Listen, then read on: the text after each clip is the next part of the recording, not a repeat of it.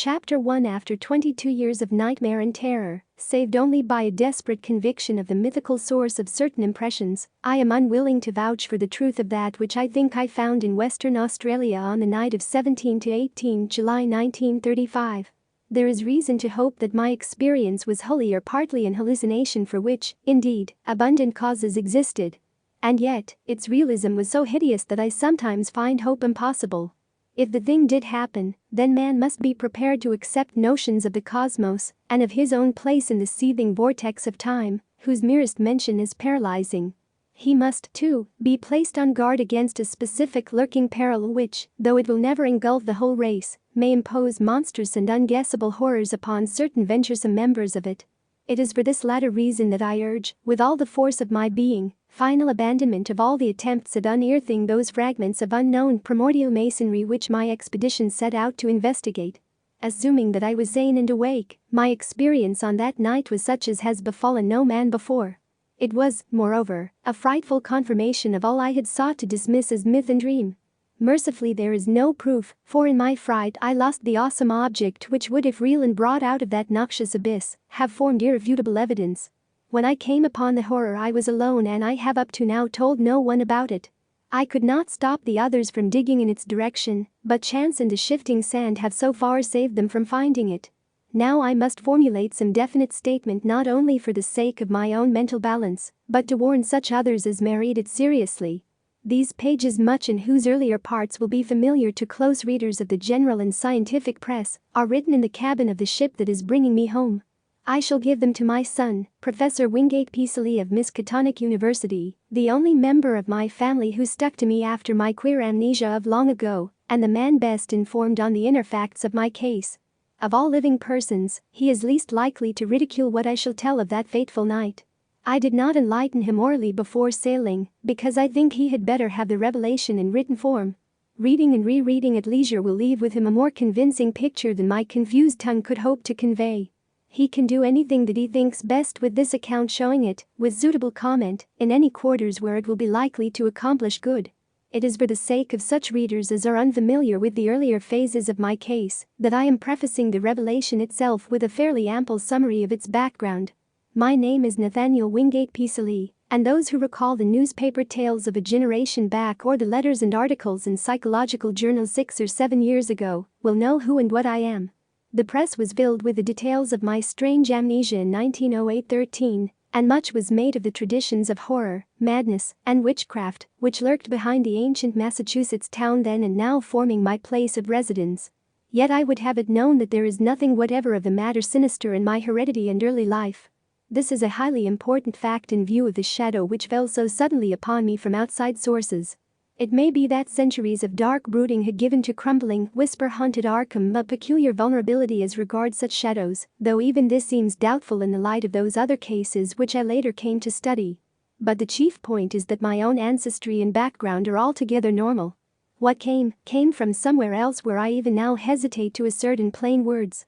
I am the son of Jonathan and Hannah Wingate Peasley, both of wholesome old Haverhill stock. I was born and reared in Haverhill at the old homestead in Boardman Street near Golden Hill, and did not go to Arkham till I entered Miskatonic University as instructor of political economy in 1895. For 13 years more my life ran smoothly and happily.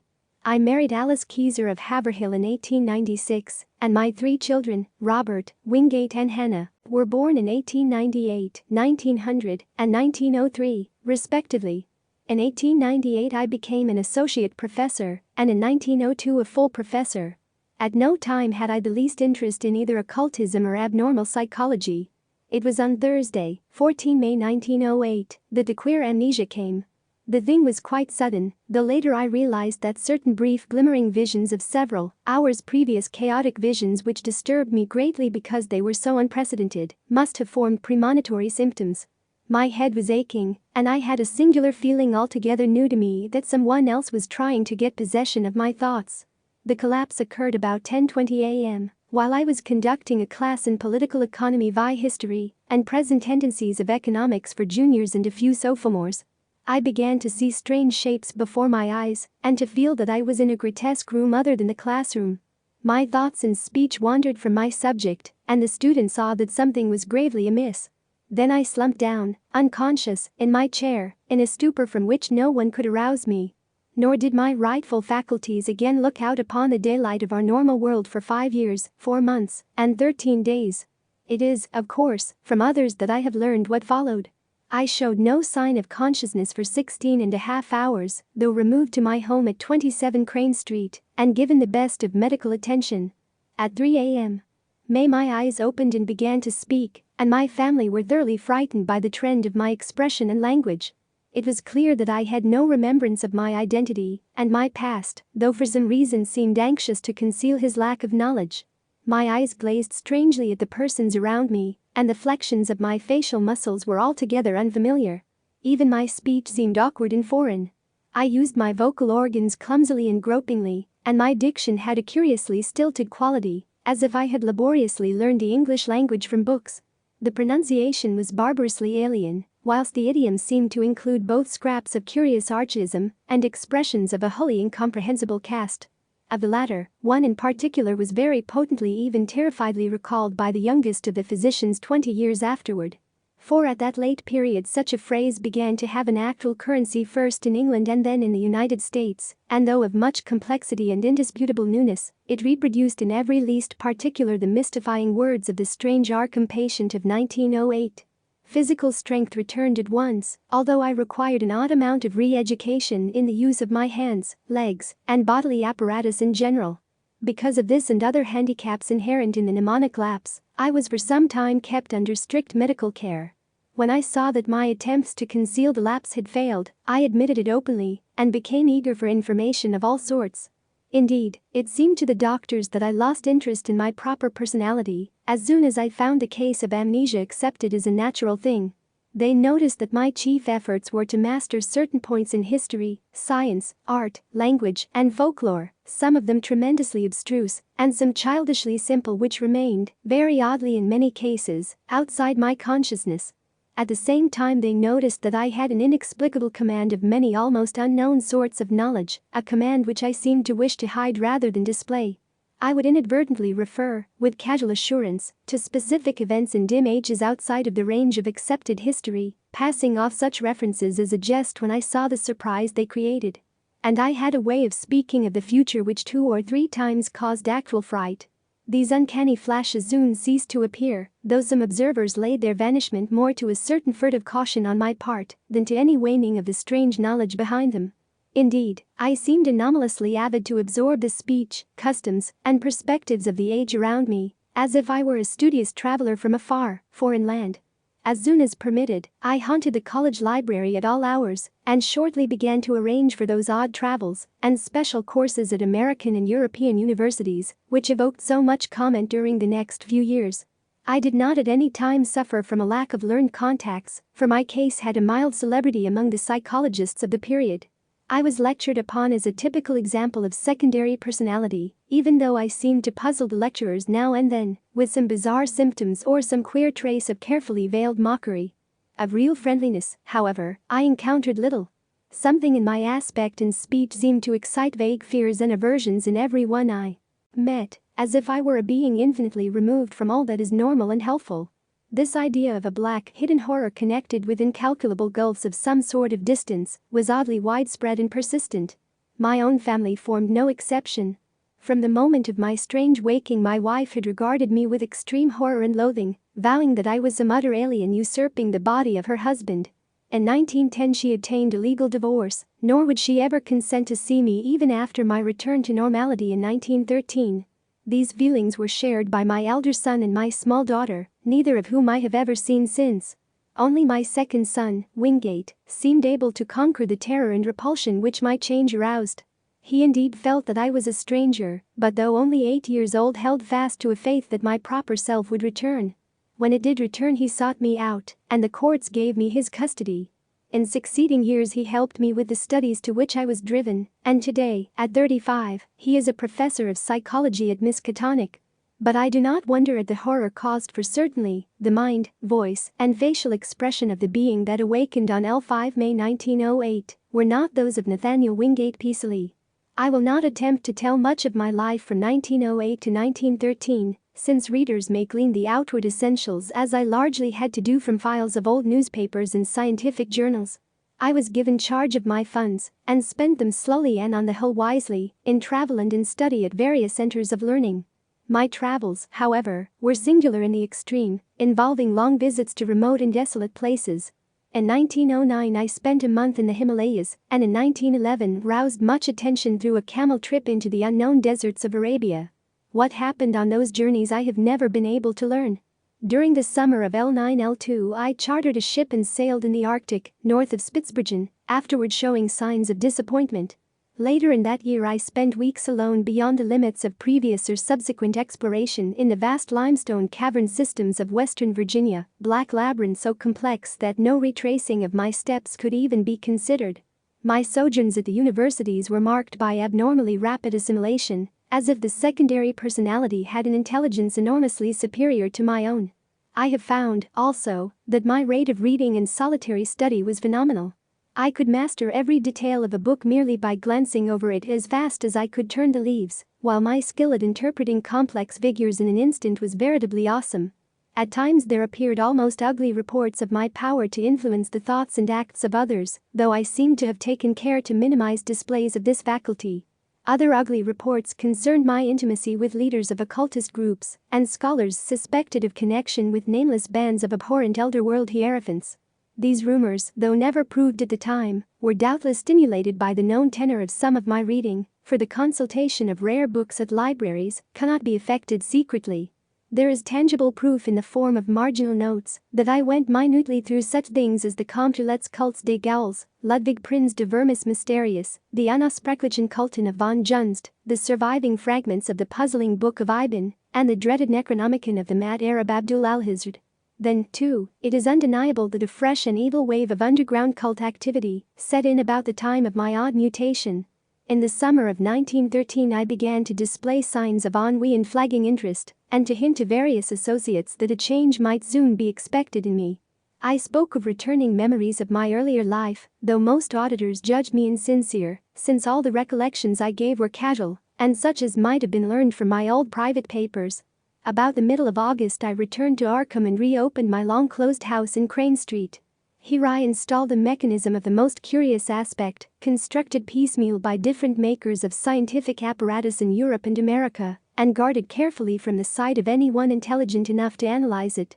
Those who did see it, a workman, a servant, and the new housekeeper, say that it was a queer mixture of rods, wheels, and mirrors, though only about 2 feet tall, 1 foot wide, and 1 foot thick. The central mirror was circular and convex. All this is borne out by such makers of parts as can be located. On the evening of Friday, 26 September, I dismissed the housekeeper and the maid until noon of the next day. Lights burned in the house till late, and a lean, dark, curiously foreign-looking man called in an automobile. It was about 1 a.m. that the lights were last seen. At 2:15 a.m. a policeman observed the place in darkness, but the stranger's motor still at the curb. By 4 o'clock the motor was certainly gone. It was at 6 o'clock that a hesitant foreign voice on the telephone asked Dr. Wilson to call at my house and bring me out of a peculiar faint. This call, a long-distance one, was later traced to a public booth in the North Station in Boston, but no sign of the lean foreigner was ever unearthed. When the doctor reached my house he found me unconscious in the sitting room in an easy chair with a table drawn up before it. On the polished top were scratches showing where some heavy object had rested. The queer machine was gone, nor was anything afterward heard of it. Undoubtedly the dark, lean foreigner had taken it away. In the library grate were abundant ashes, evidently left from the burning of the every remaining scrap of paper on which I had written since the advent of the amnesia. Dr. Wilson found my breathing very peculiar, but after a hypodermic injection it became more regular. At 11:15 a.m., 27 September, I stirred vigorously, and my hitherto mask-like face began to show signs of expression. Dr. Wilson remarked that the expression was not that of my secondary personality, but seemed much like that of my normal self. About 11:30 I muttered some very curious syllables which seemed unrelated to any human speech. I appeared, too, to struggle against something. Then, just after noon, the housekeeper and a maid having meanwhile returned, I began to mutter in English. Of the orthodox economists of that period, Yithians typifies the prevailing trend towards scientific correlation. His attempt to link the commercial cycle of prosperity and depression with the physical cycle of the solar spots forms perhaps the apex of Nathaniel Wingate Peasley, had come back a spirit in whose time scale it was still Thursday morning in 1908, with the economics class gazing up at the battered desk on the platform. Chapter 2 My reabsorption into normal life was a painful and difficult process. The loss of over 5 years creates more complications than can be imagined, and in my case, there were countless matters to be adjusted. What I heard of my actions since 1908 astonished and disturbed me, but I tried to view the matter as philosophically as I could. At last, regaining custody of my second son, Wingate, I settled down with him in the Crane Street house and endeavored to resume my teaching, my old professorship, having been kindly offered me by the college. I began work with the February 1914 term and kept at it just a year. By that time I realized how badly my experience had shaken me. Though perfectly sane, I hoped, and with no flaw in my original personality, I had not the nervous energy of the old days. Vague dreams and queer ideas continually haunted me, and when the outbreak of the World War turned my mind to history, I found myself thinking of periods and events in the oddest possible fashion. My conception of time, my ability to distinguish between consecutiveness and simultaneousness, seemed subtly disordered, so that I formed chimerical notions about living in one age and casting one's mind all over eternity for knowledge of past and future ages. The war gave me strange impressions of remembering some of its far-off consequences, as if I knew how it was coming out and could look back upon it in the light of future information.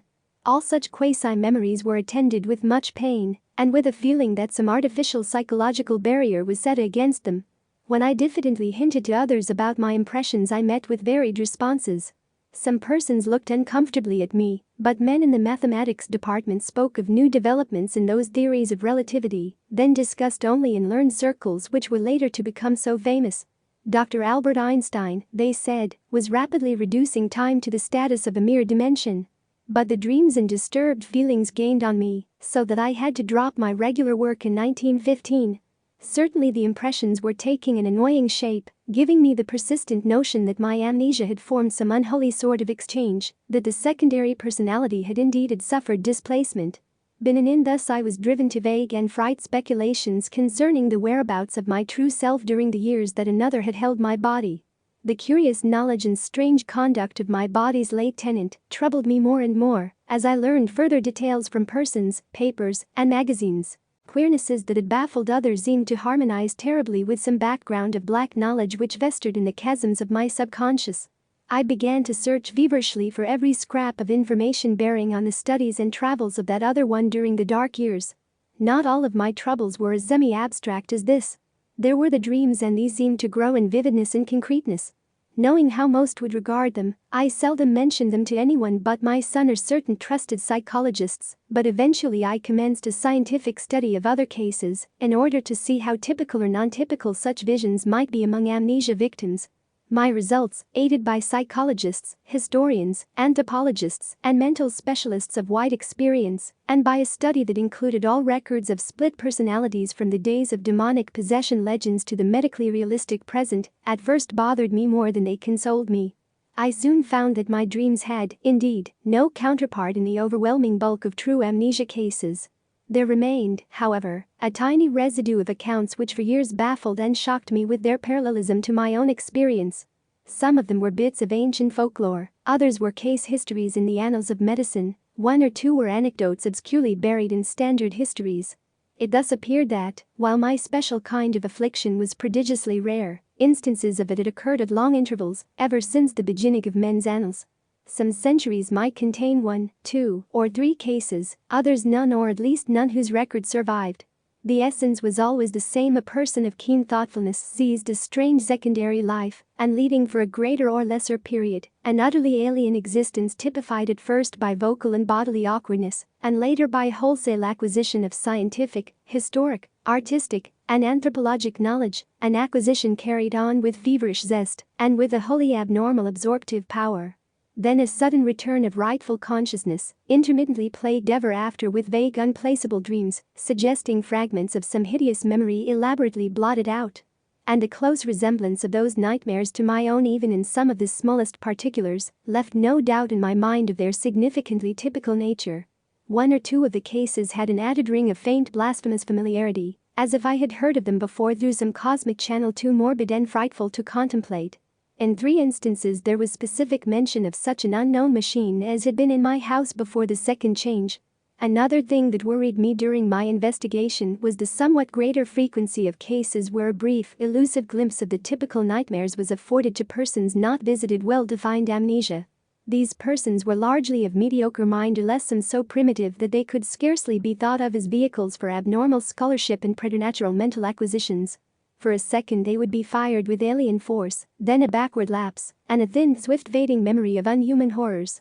There had been at least 3 such cases during the past half-century, one only 15 years before. Had something been groping blindly through time from some unsuspected abyss in nature? Were these faint cases monstrous, sinister experiments of a kind and authorship utterly beyond sane belief? Such were a few of the formless speculations of my weaker hours, fancies abetted by myths which my studies uncovered. For I could not doubt but that certain persistent legends of immemorial antiquity, apparently unknown to the victims and physicians connected with recent amnesia cases, formed a striking and awesome elaboration of memory lapses such as mine. Of the nature of the dreams and impressions which were growing so clamorous I still almost feared to speak. They seemed to savor of madness, and at times I believed I was indeed going mad. Was there a special type of delusion afflicting those who had suffered lapses of memory? Conceivably, the efforts of the subconscious mind to fill up a perplexing blank with pseudo-memories might give rise to strange imaginative vagaries. This indeed, though an alternative folklore theory finally seemed to me more plausible, was the belief of many of the alienists who helped me in my search for parallel cases and who shared my puzzlement at the exact resemblances sometimes discovered. They did not call the condition true insanity, but classed it rather among neurotic disorders. My course in trying to track down and analyze it, instead of vainly seeking to dismiss or forget it, they heartily endorsed as correct according to the best psychological principles. I especially value the advice of such physicians as had studied me during my possession by the other personality. My first disturbances were not visual at all, but concerned the more abstract matters which I have mentioned. There was, too, a feeling of profound and inexplicable horror concerning myself. I developed a queer fear of seeing my own form, as if my eyes would find it something utterly alien and inconceivably abhorrent. When I did glance down and behold the familiar human shape in quiet gray or blue clothing, I always felt a curious relief, though in order to gain this relief, I had to conquer an infinite dread. I shunned mirrors as much as possible, and was always shaved at the barber's. It was a long time before I correlated any of these disappointed feelings with the fleeting visual impressions which began to develop. The first such correlation had to do with the odd sensation of an external, artificial restraint on my memory. I felt that the snatches of sight I experienced had a profound and terrible meaning, and a frightful connection with myself, but that some purposeful influence held me from grasping that meaning and that connection. Then came that queerness about the element of time, and with the desperate efforts to place the fragmentary dream glimpses in the chronological and spatial pattern. The glimpses themselves were at first merely strange rather than horrible. I would seem to be in an enormous vaulted chamber, whose lofty stone airings were well nigh lost in the shadows overhead. In whatever time or place the scene might be, the principle of the arch was known as fully and used as extensively as by the Romans. There were colossal, round windows and high arched doors, and pedestals or tables each as tall as the height of an ordinary room. Vast shelves of dark wood lined the walls, holding what seemed to be volumes of immense size, with strange hieroglyphs on their backs. The exposed stonework held curious carvings, always in curvilinear mathematical designs, and there were chiseled inscriptions in the same characters that the huge books bore. The dark granite masonry was of a monstrous megathic type, with lines of convex-topped blocks, fitting the concave-bottomed courses which rested upon them. There were no chairs, but the tops of the vast pedestals were littered with books, papers, and what seemed to be writing materials, oddly figured jars of a purplish metal, and rods with stained tips. Tall as the pedestals were, I seemed at times able to view them from above. On some of them were great globes of luminous crystal serving as lamps, and inexplicable machines formed of vitreous tubes and metal rods. The windows were glazed and latticed with stout-looking bars. Though I dared not approach and peer out them, I could see from where I was the waving tops of singular fern-like growths. The floor was of massive octagonal flagstones, while rugs and hangings were entirely lacking. Later I had visions of sweeping through cyclopean corridors of stone and up and down gigantic inclined planes of the same monstrous masonry. There were no stairs anywhere, nor was any passageway less than 30 feet wide. Some of the structures through which I floated must have towered in the sky for thousands of feet.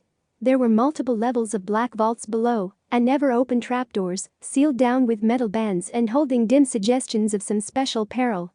I seemed to be a prisoner, and horror hung broodingly over everything I saw. I felt that the mocking curvilinear hieroglyphs on the walls would blast my soul with their message, were I not guarded by a merciful ignorance.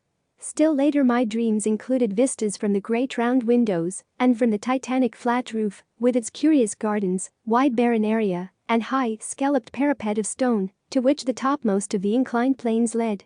There were almost endless leagues of giant buildings, each in its garden, and ranged along paved roads fully 200 feet wide. They differed greatly in aspect, but few were less than 500 feet square or 1,000 feet high.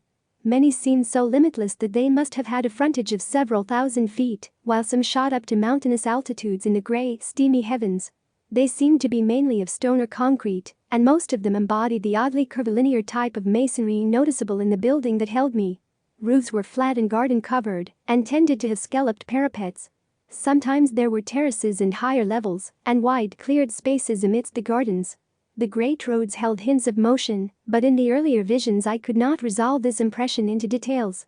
In certain places I beheld enormous dark cylindrical towers which climbed far above any of the other structures. These appeared to be of a totally unique nature and shewed signs of prodigious age and dilapidation. They were built of a bizarre type of square-cut basalt masonry, and tapered slightly toward their rounded tops. Nowhere in any of them could the least traces of windows or other apertures save huge doors be found. I noticed also some lower buildings all crumbling with the weathering of eons which resembled these dark cylindrical towers in basic architecture. Around all these aberrant piles of square-cut masonry there hovered an inexplicable aura of menace and concentrated fear, like that bred by the sealed trap-doors. The omnipresent gardens were almost terrifying in their strangeness, with bizarre and unfamiliar forms of vegetation nodding over broad paths lined with curiously carven monoliths. Abnormally vast fern-like growths predominated, some green, and some of a ghastly fungoid pallor. Among them rose great spectral things resembling calamites, whose bamboo-like trunks towered to fabulous heights. Then there were tufted forms like fabulous cycads, and grotesque dark green shrubs and trees of coniferous aspect. Flowers were small, colorless, and unrecognizable, blooming in geometrical beds and at large among the greenery. In a few of the terrace and rooftop gardens were larger and more blossoms of most offensive contours, and seeming to suggest artificial breeding. Fungi of inconceivable size, outlines, and colors speckled the scene in patterns, bespeaking some unknown but well-established horticultural tradition. In the larger gardens on the ground there seemed to be some attempt to preserve the irregularities of nature, but on the roofs there was more selectiveness and more evidences of the topiary art. The sides were almost always moist and cloudy, and sometimes I would seem to witness tremendous rains. Once in a while, though, there would be glimpses of the sun which looked abnormally large and of the moon, whose markings held a touch of difference from the normal that I could never quite fathom. When very rarely the night sky was clear to any extent, I beheld constellations which were nearly beyond recognition. Known outlines were sometimes approximated, but seldom duplicated, and from the position of the few groups I could recognize, I felt I must be in the Earth's southern hemisphere, near the Tropic of Capricorn. The far horizon was always steamy and indistinct, but I could see that great jungles of unknown tree ferns, calamites, lepidodendra, and sigillaria lay outside the city, their fantastic frondage waving mockingly in the shifting vapors. Now and then there would be suggestions of motion in the sky, but these my early visions never resolved. By the autumn of 1914 I began to have infrequent dreams of strange floatings over the city and through the regions around it. I saw interminable roads through forests of fearsome growths with mottled, fluted, and banded trunks, and past other cities, as strange as the one which persistently haunted me. I saw monstrous constructions of black or iridescent tone in glades and clearings where perpetual twilight reigned, and traversed long causeways over swamps so dark that I could tell but little of their moist, towering vegetation. Once I saw an area of countless miles strewn with age-blasted basaltic ruins, whose architecture had been like that of the few windowless round-topped towers in the haunting city. And once I saw the sea, a boundless steamy expanse beyond the colossal stone piers of an enormous town of domes and arches. Great shapeless suggestions of shadow moved over it, and here and there its surface was vexed with anomalous spoutings. Chapter 3. As I have said, it was not immediately that these wild visions began to hold their terrifying quality. Certainly, Many persons have dreamed intrinsically stranger things, things compounded of unrelated scraps of daily life, pictures and reading, and arranged in fantastically novel forms by the unchecked caprices of sleep. For some time I accepted the visions as natural, even though I had never before been an extravagant dreamer.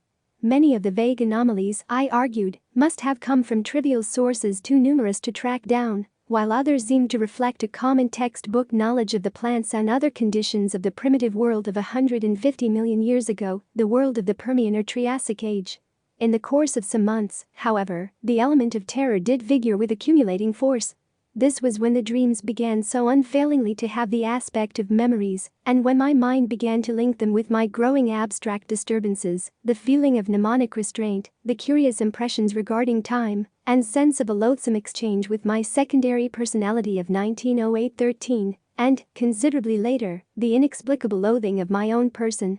As certain definite details began to enter the dreams, their horror increased 1,000-fold until by October 1915, I felt I must do something. It was then that I began an intensive study of other cases of amnesia and visions, feeling that I might thereby objectivize my trouble and shake clear of its emotional grip. However, as before mentioned, the result was at first almost exactly opposite. It disturbed me vastly to find that my dreams had been so closely duplicated, especially since some of the accounts were too early to admit of any geological knowledge, and therefore of any idea of primitive landscapes on the subject's part. What is more, many of these accounts supplied very horrible details and explanations in connection with the visions of great buildings in jungle gardens and other things. The actual sights and vague impressions were bad enough, but what was hinted or asserted by some of the other dreamers savored of madness and blasphemy. Worst of all, my own pseudo-memory was aroused to milder dreams and hints of coming revelations. And yet most doctors deemed my course, on the whole, an advisable one. I studied psychology systematically, and under the prevailing stimulus my son Wingate did the same, his studies leading eventually to his present professorship. In 1917 and 1918 I took special courses at Miskatonic. Meanwhile, my examination of medical, historical, and anthropological records became indefatigable, involving travels to distant libraries, and finally including even a reading of the hideous books of forbidden elder lore, in which my secondary personality had been so disturbingly interested. Some of the latter were the actual copies I had consulted in my altered state, and I was greatly disturbed by certain marginal notations and ostensible corrections of the hideous text in a script and idiom which somehow seemed oddly unhuman. These markings were mostly in the respective languages of the various books, all of which the writers seemed to know with equal, though obviously academic, facility. One note appended to von Johnson Ospreglichen Kulten, however, was alarmingly otherwise. It consisted of certain curvilinear hieroglyphs in the same ink as that of the German corrections, but following no recognized human pattern. And these hieroglyphs were closely and unmistakably alien to the characters constantly met with in my dreams, characters whose meaning I would sometimes momentarily fancy I knew, or was just on the brink of recalling. To complete my black confusion, my librarians assured me that, in view of previous examinations and records of consultation of the volumes in question, all of these notations must have been made by myself in my secondary state. This despite the fact that I was and still am ignorant of 3 of the languages involved. Piecing together the scattered records, ancient and modern, anthropological and medical, I found a fairly consistent mixture of myth and hallucination, whose scope and wildness left me utterly dazed. Only one thing consoled me, the fact that the myths were of such early existence. What lost knowledge could have brought pictures of the Paleozoic or Mesozoic landscape into these primitive fables, I could not even guess, but the pictures had been there. Thus, a basis existed for the formation of a fixed type of delusion. Cases of amnesia no doubt created the general myth pattern, but afterward the fanciful accretions of the myths must have reacted on amnesia sufferers and colored their pseudo-memories. I myself had read and heard all the early tales during my memory lapse. My quest had amply proved that. Was it not natural, then, for my subsequent dreams and emotional impressions to become colored and molded by what my memory subtly held over from my secondary state? A few of the myths had significant connections with other cloudy legends of the pre-human world, especially those Hindu tales involving stupefying gulfs of time and forming part of the lore of modern theosophists. Primal myth and modern delusion joined in their assumption that mankind is only one, perhaps the least, of the highly evolved and dominant races of this planet's long and largely unknown career. Things of inconceivable shape, they implied, had reared towers to the sky and delved into every secret of nature before the first amphibian forebear of man had crawled out of the hot sea 300 million years ago. Some had come down from the stars, a few were as old as the cosmos itself, others had arisen swiftly from terrene germs, as far behind the first germs of our life cycle as those germs are behind ourselves. Spans of thousands of millions of years and linkages to other galaxies and universes were freely spoken of. Indeed, there was no such thing as time in its humanly accepted sense. But most of the tales and impressions concerned a relatively late race, of a queer and intricate shape, resembling no life form known to science, which had lived till only 50 million years before the advent of man. This, they indicated, was the greatest race of all because it alone had conquered the secret of time. It had learned all things that ever were known or ever would be known on the earth, through the power of its keener minds to project themselves into the past and future, even through gulfs of millions of years, and study the lore of every age. From the accomplishments of this race arose all legends of prophets, including those in human mythology. In its vast libraries were volumes of texts and pictures holding the whole of Earth's annals, histories, and descriptions of every species that had ever been or that ever would be, with full records of their arts, their achievements, their languages, and their psychologies.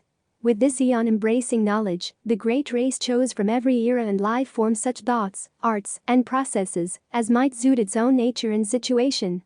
Knowledge of the past, secured through a kind of mind casting outside the recognized senses, was harder to glean than knowledge of the future. In the latter case the course was easier and more material. With suitable mechanical aid a mind would project itself forward in time, feeling its dim extrasensory way till it approached the desired period. Then, after preliminary trials, it would seize on the best discoverable representative of the highest of that period's life forms. It would enter the organism's brain and set up therein its own vibrations, while the displaced mind would strike back to the period of the displacer, remaining in the latter's body till a reverse process was set up. The projected mind, in the body of the organism of the future, would then pose as a member of the race whose outward form it wore, learning as quickly as possible all that could be learned of the chosen age and its massed information and techniques. Meanwhile the displaced mind, thrown back to the displacer's age and body, would be carefully guarded. It would be kept from harming the body it occupied and would be drained of all its knowledge by trained questioners. Often it could be questioned in its own language, when previous quests into the future had brought back records of that language. If the mind came from a body whose language the great race could not physically reproduce, clever machines would be made, on which the alien speech could be played as on a musical instrument. The great race's members were immense rugous cones 10 feet high, and with head and other organs attached to foot-thick distensible limbs spreading from the apexes. They spoke by the clicking or scraping of huge paws or claws attached to the end of 2 of their 4 limbs, and walked by the expansion and contraction of a viscous layer attached to their vast 10-foot bases. When the captive mind's amazement and resentment had worn off, and when assuming that it came from a body vastly different from the great race's, it had lost its horror at its unfamiliar temporary form, it was permitted to study its new environment and experience a wonder and wisdom approximating that of its displacer. With suitable precautions, and in exchange for suitable services, it was allowed to rove all over the habitable world in Titan airships or on the huge boat-like atomic engine vehicles which traversed the great roads, and to delve freely into the libraries containing the records of the planet's past and future. This reconciled many captive minds to their lot, since none were other than keen, and to such minds the unveiling of hidden mysteries of earth closed chapters of inconceivable pasts and dizzying vortices of future time, which include the years ahead of their own natural ages, forms always, despite the abysmal horrors often unveiled, the supreme experience of life. Now and then certain captives were permitted to meet other captive minds seized from the future to exchange thoughts with consciousnesses living 100 or 1,000 or 1,000,000 years before or after their own ages. And all were urged to write copiously in their own languages of themselves in their respective periods, such documents to be filed in the great central archives. It may be added that there was one special type of captive whose privileges were far greater than those of the majority. These were the dying permanent exiles, whose bodies in the future had been seized by keen-minded members of the great race, who, faced with death, sought to escape mental extinction. Such melancholy exiles were not as common as might be expected, since the longevity of the great race lessened its love of life, especially among those superior minds capable of projection. From cases of the permanent projection of elder minds arose many of those lasting changes of personality noticed in later history, including mankind's. As for the ordinary cases of exploration, when the displacing mind had learned what it wished in the future, it would build an apparatus like that which had started its flight and reverse the process of projection. Once more it would be in its own body in its own age, while the lately captive mind would return to that body of the future to which it properly belonged. Only when one or the other of the bodies had died during the exchange was this restoration impossible. In such cases, of course, the exploring mind had, like those of the death escapers, to live out an alien-bodied life in the future, or else the captive mind, like the dying permanent exiles, had to end its days in the form and past age of the Great Race. This fate was least horrible when the captive mind was also of the Great Race, a not infrequent occurrence, since in all its periods that race was intensely concerned with its own future. The number of dying permanent exiles of the Great Race was very slight, largely because of the tremendous penalties attached to displacements of future Great Race minds by the moribund. Through projection, arrangements were made to inflict these penalties on the offending minds in their new future bodies, and sometimes forced re-exchanges were effected.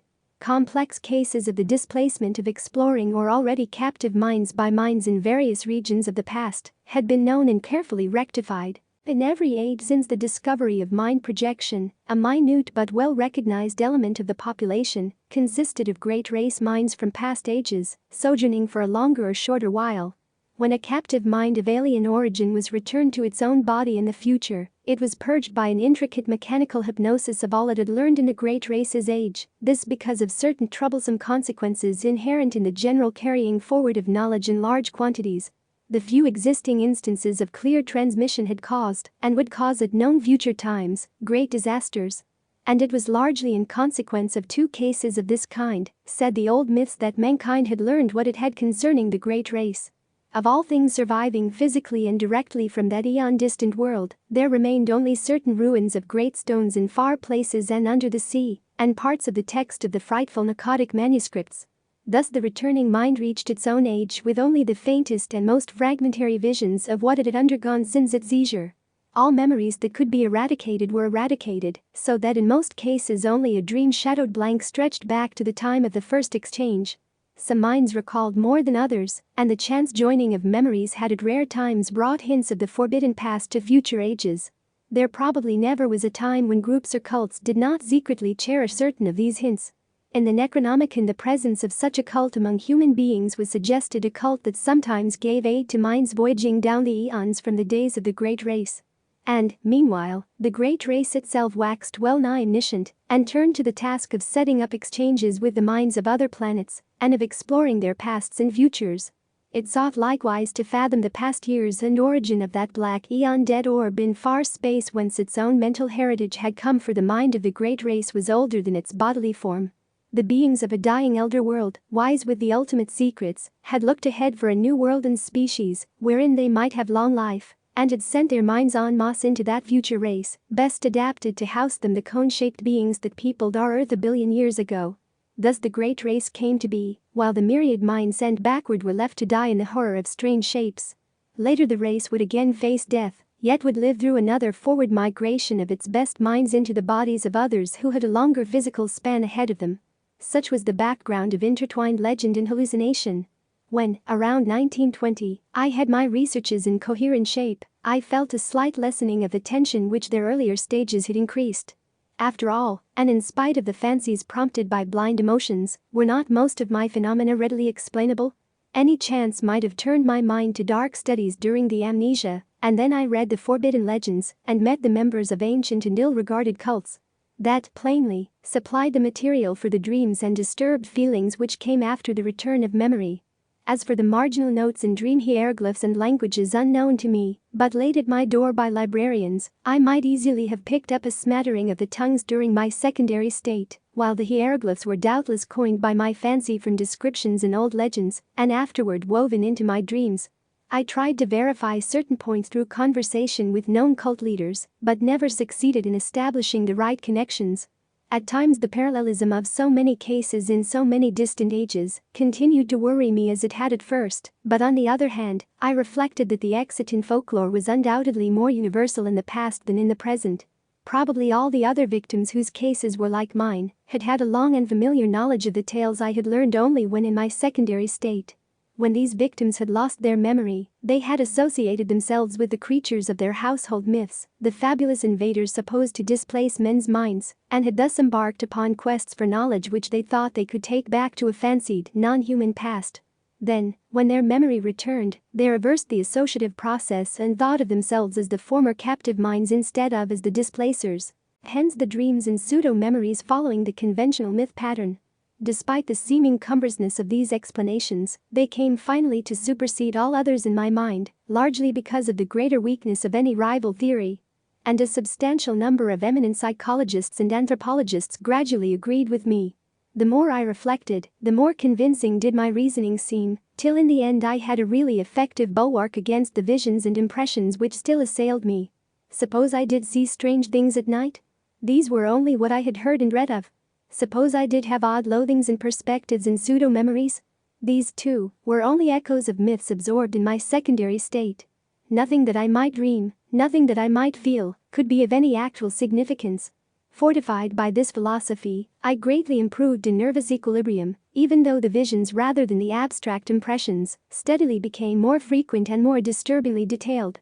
In 1922 I felt able to undertake regular work again and put my newly gained knowledge to practical use by accepting an instructorship in psychology at the university. My old chair of political economy had long been adequately filled, besides which, methods of teaching economics had changed greatly since my heyday. My son was at this time just entering on the postgraduate studies leading to his recent professorship, and we worked together a great deal. Chapter 4 I continued, however, to keep a careful record of the outread dreams which crowded upon me so thickly and vividly. Such a record, I argued, was of genuine value as a psychological document. The glimpses still seemed damnably like memories, though I fought off this impression with a goodly measure of success. In writing, I treated the phantasmata as things seen, but at all other times I brushed them aside like any gossamer illusions of the night. I had never mentioned such matters in common conversation, though reports of them, filtering out as such things will, had aroused sundry rumors regarding my mental health. It is amusing to reflect that these rumors were confined wholly to laymen, without a single champion among physicians or psychologists. Of my visions after 1914 I will here mention only a few, since fuller accounts and records are at the disposal of the serious student. It is evident that with time the curious inhibitions somewhat waned, for the scope of my visions vastly increased. They have never, though, become other than disjointed fragments seemingly without clear motivation. Within the dreams I seemed gradually to acquire greater and greater freedom of wandering. I floated through many strange buildings of stone, going from one to the other along mammoth underground passages, which seemed to form the common avenues of transit. Sometimes I encountered those gigantic sealed trapdoors in the lowest level, around which such an aura of fear and forbiddenness clung. I saw tremendously tessellated pools, and rooms of curious and inexplicable utensils of myriad sorts. Then there were colossal caverns of intricate machinery whose outlines and purpose were wholly strange to me, and whose sound manifested itself only after many years of dreaming. I may here remark that sight and sound are the only senses I have ever exercised in the visionary world. The real horror began in May 1915, when I first saw the living things. This was before my studies had taught me what, in view of the myths and case histories, to expect. As mental barriers wore down, I beheld great masses of thin vapor in various parts of the building and in the streets below. These steadily grew more solid and distinct, till at last I could trace their monstrous outlines with uncomfortable ease. They seemed to be enormous iridescent cones, about 10 feet high and 10 feet wide at the base, and made up of some ridgy, scaly, semi-elastic matter. From their apexes projected 4 flexible, cylindrical members, each a foot thick, and of a ridgy substance like that of the cones themselves. These members were sometimes contracted almost to nothing, and sometimes extended to any distance up to about 10 feet. Terminating 2 of them were enormous claws or nippers. At the end of a third were 4 red trumpet-like appendages. The fourth terminated in an irregular yellowish globe some 2 feet in diameter, and having 3 great dark eyes, ranged along its central circumference. Surmounting this head were 4 slender gray stalks bearing flower-like appendages, whilst from its nether side dangled 8 greenish antennae or tentacles. The great base of the central cone was fringed with a rubbery, gray substance which moved the whole entity through expansion and contraction. Their actions, though harmless, horrified me even more than their appearance, for it is not wholesome to watch monstrous objects doing what one had known only human beings to do. These objects moved intelligently about the great rooms, getting books from the shelves and taking them to the great tables, or vice versa, and sometimes writing diligently with a peculiar rod gripped in the greenish head tentacles. The huge nippers were used in carrying books and in conversation speech, consisting of a kind of clicking and scraping. The objects had no clothing, but wore satchels or knapsacks suspended from the top of the conical trunk.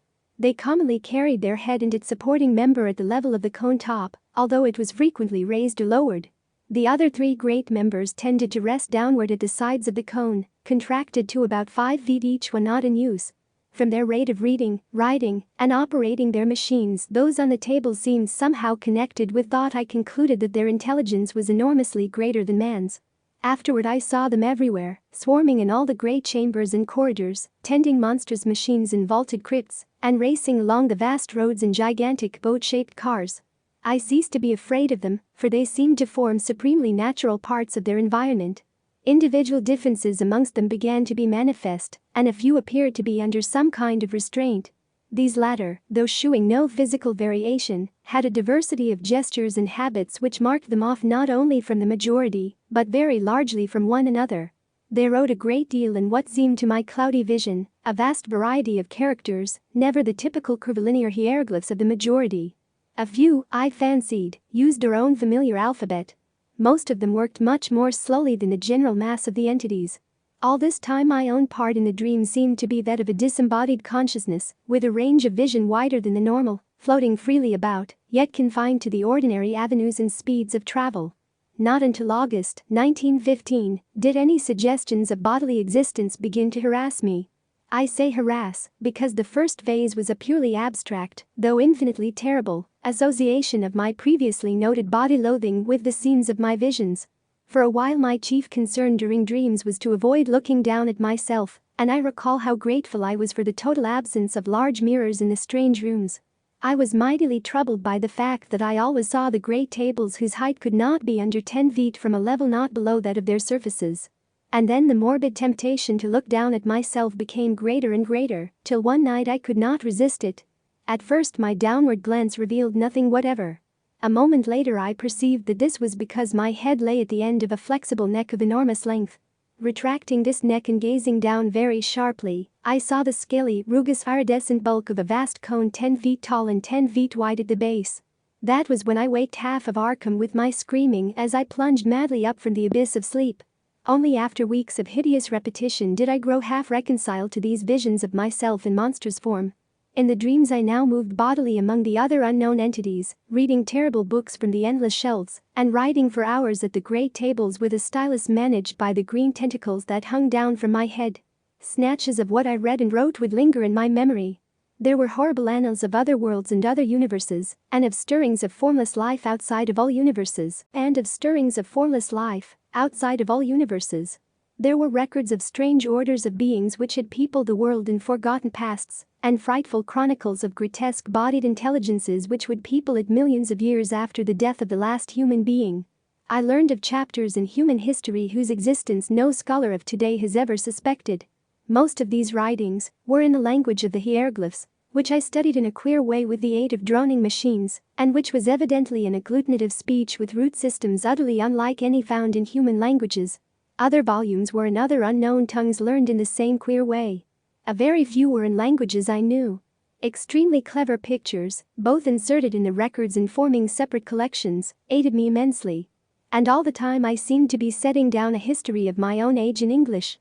On waking, I could recall only minute and meaningless scraps of the unknown tongues which my dream self had mastered, though whole phrases of the history stayed with me. I learned, even before my waking self had studied the parallel cases, or the old myths from which the dreams doubtless sprang, that the entities around me were of the world's greatest race, which had conquered time, and had sent exploring minds into every age. I knew, too, that I had been snatched from my age, while another used my body in that age, and that a few of the other strange forms housed similarly captured minds. I seemed to talk, in some odd language of claw clickings, with exiled intellects from every corner of the solar system. There was a mind from the planet we know as Venus, which would live incalculable epochs to come, and one from an outer moon of Jupiter 6 million years in the past. Of earthly minds there were some from the winged, star-headed, half-vegetable race of Paleogean Antarctica. 1 from the reptile people of fabled Belusia, 3 from the furry pre-human Hyperborean worshippers of Tsathoggua, 1 from the wholly abominable Cho-Chos, 2 from the arachnid denizens of Earth's last age, 5 from the hardy Coleopterous species immediately following mankind, to which the great race was someday to transfer its keenest minds en masse in the face of horrible peril, and several from different branches of humanity. I talked with the mind of Yang Li, a philosopher from the cruel empire of Tsan-Chan, which is to come in 5000 AD, with that of a general of the great-headed brown people who held South Africa in 50,000 BC, with that of a 12th century Florentine monk named Bartolomeo Corsi, with that of a king of Lomer who had ruled that terrible polar land 100,000 years before the squat, yellow Inutos came from the west to engulf it.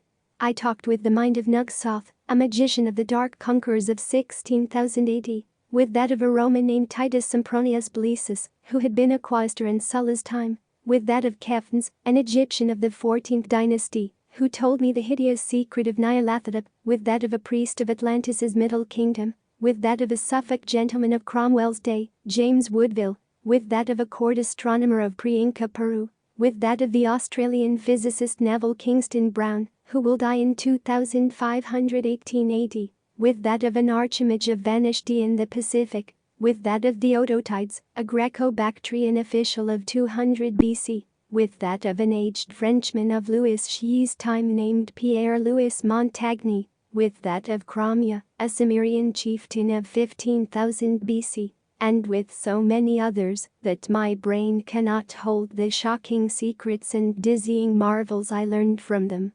I waked each morning in a fever, sometimes frantically trying to verify or discredit such information as fell within the range of modern human knowledge. Traditional facts took on new and doubtful aspects, and I marveled at the dream fancy which could invent such surprising addenda to history and science. I shivered at the mysteries the past may conceal, and trembled at the menaces the future may bring forth. What was hinted in the speech of post-human entities of the fate of mankind produced such an effect on me that I will not set it down here. After man there would be the mighty beetle civilization, the bodies of whose members the cream of the great race would seize when the monstrous doom overtook the elder world. Later, as the Earth's span closed, the transferred minds would again migrate through time and space to another stopping place in the bodies of the bulbous vegetable entities of Mercury. But there would be races after them, clinging pathetically to the cold planet and burrowing to its horror-filled core before the utter end. Meanwhile, in my dreams, I wrote endlessly in that history of my own age which I was preparing, half voluntarily and half through promises of increased library and travel opportunities, for the great race's central archives. The archives were in a colossal subterranean structure near the city center, which I came to know well through frequent labors and consultations. Meant to last as long as the race, and to withstand the fiercest of Earth's convulsions, this Titan repository surpassed all other buildings in the massive, mountain-like firmness of its construction. The records, written or printed on great sheets of a curiously tenacious cellulose fabric, were bound into books that opened from the top and were kept in individual cases of a strange, extremely light, rustless metal of grayish hue, decorated with mathematical designs and bearing the title in the great race's curvilinear hieroglyphs. These cases were stored in tiers of rectangular vaults like closed, locked shelves, wrought of the same restless metal, and fastened by knobs with intricate turnings. My own history was assigned a specific place in the vaults of the lowest or vertebrate level, the section devoted to the culture of mankind, and of the furry and reptilian races immediately preceding it in terrestrial dominance. But none of the dreams ever gave me a full picture of daily life. All were the merest misty disconnected fragments, and it is certain that these fragments were not unfolded in their rightful sequence. I have, for example, a very imperfect idea of my own living arrangements in the dream world, though I seem to have possessed a great stone room of my own. My restrictions as a prisoner gradually disappeared, so that some of the visions included vivid travels over the mighty jungle roads, sojourns in strange cities, and explorations of some of the vast, dark, windowless ruins from which the great race shrank in curious fear. There were also long sea voyages in enormous, many-decked boats of incredible swiftness, and trips over wild regions in closed projectile-like airships lifted and moved by electrical repulsion. Beyond the wide, warm ocean were other cities of the great race, and on one far continent I saw the crude villages of the black-snouted, winged creatures who would evolve as a dominant stock after the great race had sent its foremost minds into the future to escape the creeping horror. Flatness and exuberant green life were always the keynote of the scene. Hills were low and sparse, and usually displayed signs of volcanic forces. Of the animals I saw, I could write volumes. All were wild, for the great race's mechanized culture had long since done away with domestic beasts, while food was wholly vegetable or synthetic. Clumsy reptiles of great bulk floundered in steaming morasses, fluttered in the heavy air, or spouted in the seas and lakes. And among these I fancied I could vaguely recognize lesser, archaic prototypes of many forms: dinosaurs, pterodactyls, ichthyosaurs, labyrinthodonts, plesiosaurs, and the like, made familiar through paleontology. Of birds or mammals there were none that I could discover. The ground and swamps were constantly alive with snakes, lizards, and crocodiles, while insects buzzed incessantly among the lush vegetation. And far out at sea, unspied and unknown monsters spouted mountainous columns of foam into the vaporous sky. Once I was taken under the ocean in a gigantic submarine vessel with searchlights and glimpsed some living horrors of awesome magnitude. I saw also the ruins of incredible sunken cities and the wealth of crinoid, brachiopods, coral, and ichthyok life which everywhere abounded. Of the physiology, psychology, folkways, and detailed history of the great race my visions preserved but little information, and many of the scattered points I here set down were gleaned from my study of old legends and other cases, rather than from my own dreaming. For in time, of course, my reading and research caught up with and passed the dreams in many phases, so that certain dream fragments were explained in advance and formed verifications of what I had learned. This consolingly established my belief that similar reading and research, accomplished by my secondary self, had formed the source of the whole terrible fabric of pseudo-memories. The period of my dreams, apparently, was one somewhat less than 150 million years ago, when the Paleozoic age was giving place to the Mesozoic. The bodies occupied by the great race represented no surviving, or even scientifically known line of terrestrial evolution, but were of a peculiar, closely homogeneous, and highly specialized organic type, inclining as much as to the vegetable as to the animal state. Cell action was of an unique sort, almost precluding fatigue and wholly eliminating the need of sleep. Nourishment, assimilated through the red trumpet-like appendages on one of the great flexible limbs, was always semi-fluid and in many aspects wholly unlike the food of existing animals. The beings had but two of the senses which we recognize: sight and hearing, the latter accomplished through the flower-like appendages on the gray stalks above their heads. Of other and incomprehensible senses not, however, well utilizable by alien captive minds inhabiting their bodies, they possessed many. Their 3 eyes were so situated as to give them a range of vision wider than the normal. Their blood was a sort of deep greenish ichor of great thickness. They had no sex, but reproduced through seeds or spores which clustered on their bases and could be developed only underwater. Great shallow tanks were used for the growth of their young, which were, however, reared only in small numbers on account of the longevity of individuals, 4,000 or 5,000 years being the common lifespan. Markedly defective individuals were quickly disposed of as soon as their defects were noticed. Disease and the approach of death were, in the absence of a sense of touch or of physical pain, recognized by purely visual symptoms. The dead were incinerated with dignified ceremonies. Once in a while, as before mentioned, a keen mind would escape death by forward projection in time, but such cases were not numerous. When one did occur, the exiled mind from the future was treated with the utmost kindness till the dissolution of its unfamiliar tenement. The great race seemed to form a single, loosely knit nation or league, with major institutions in common, though there were 4 definite divisions. The political and economic system of each unit was a sort of fascistic socialism, with major resources rationally distributed and power delegated to a small governing board, elected by the votes of all able to pass certain educational and psychological tests. Family organization was not overstressed, though ties among persons of common descent were recognized, and the young were generally reared by their parents. Resemblances to human attitudes and institutions were, of course, most marked in those fields where on the one hand highly abstract elements were concerned, or where on the other hand there was a dominance of the basic unspecialized urges common to all organic life.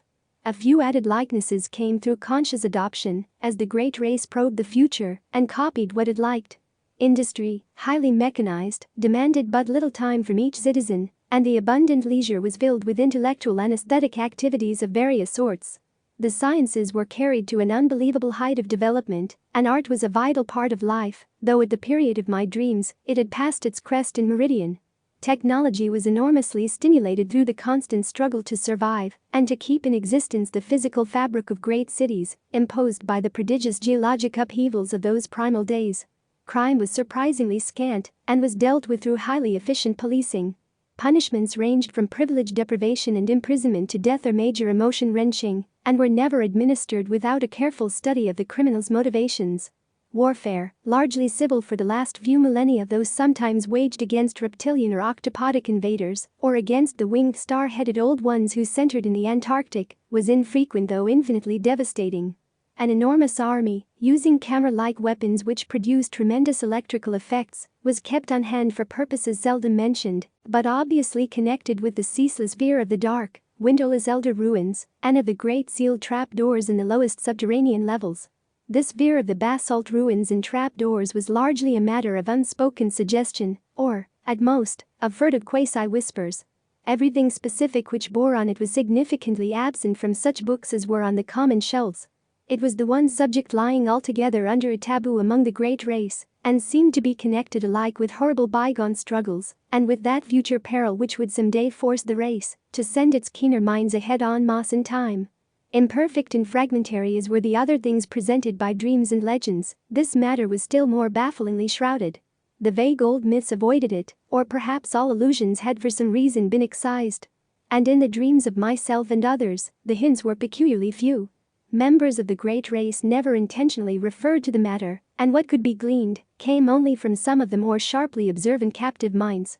According to these scraps of information, the basis of the fear was a horrible elder race of half-polypaus, utterly alien entities which had come through space from immeasurably distant universes and had dominated the Earth and 3 other solar planets about 600 million years ago.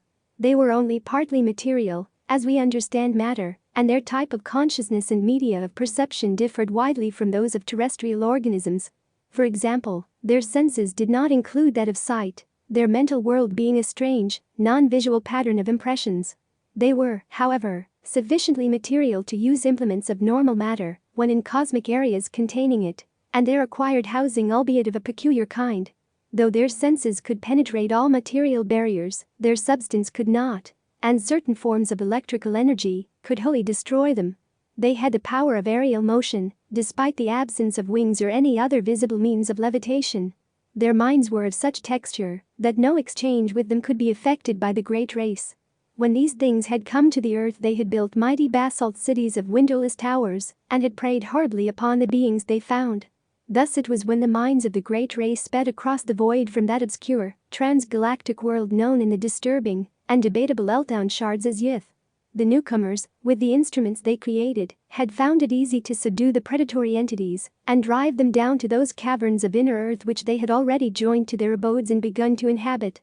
Then they had sealed the entrances and left them to their fate, afterward occupying most of their great cities and preserving certain important buildings for reasons connected more with superstition than with indifference, boldness, or scientific and historical zeal.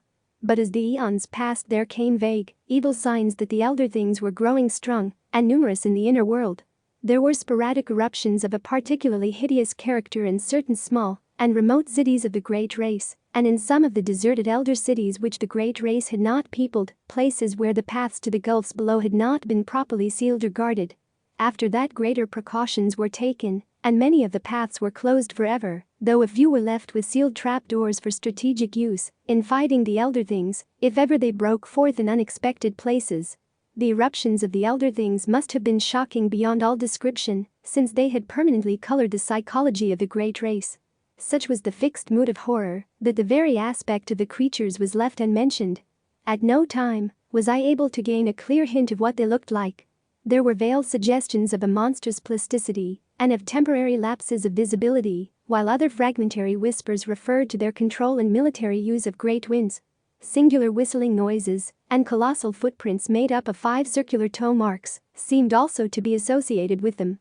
It was evident that the coming doom so desperately feared by the great race, the doom that was one day to send millions of keen minds across the chasm of time to strange bodies in the safer future, had to do with a final successful eruption of the elder beings.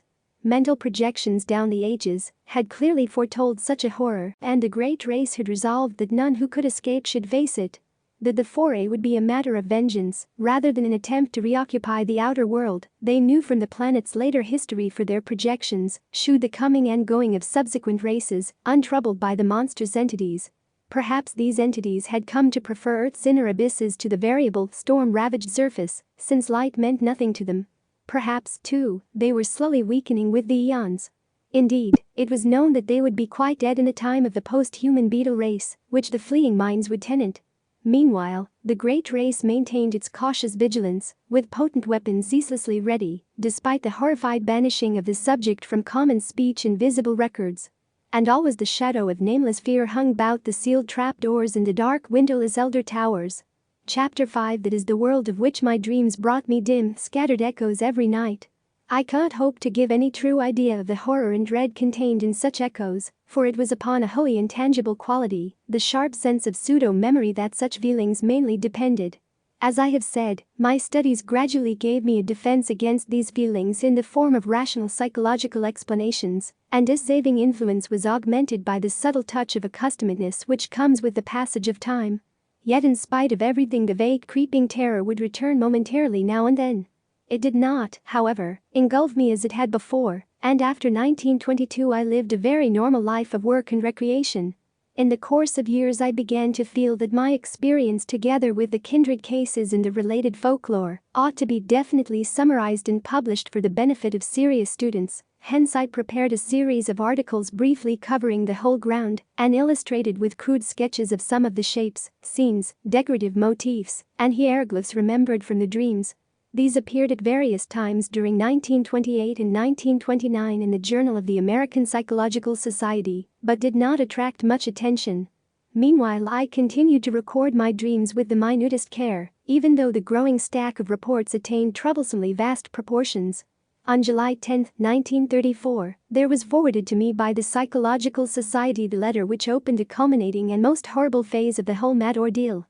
It was postmarked Pilbara, Western Australia, and bore the signature of one whom I found, upon inquiry, to be a mining engineer of considerable prominence. Enclosed were some very curious snapshots. I will reproduce the text in its entirety, and no reader can fail to understand how tremendous an effect it and the photographs had upon me.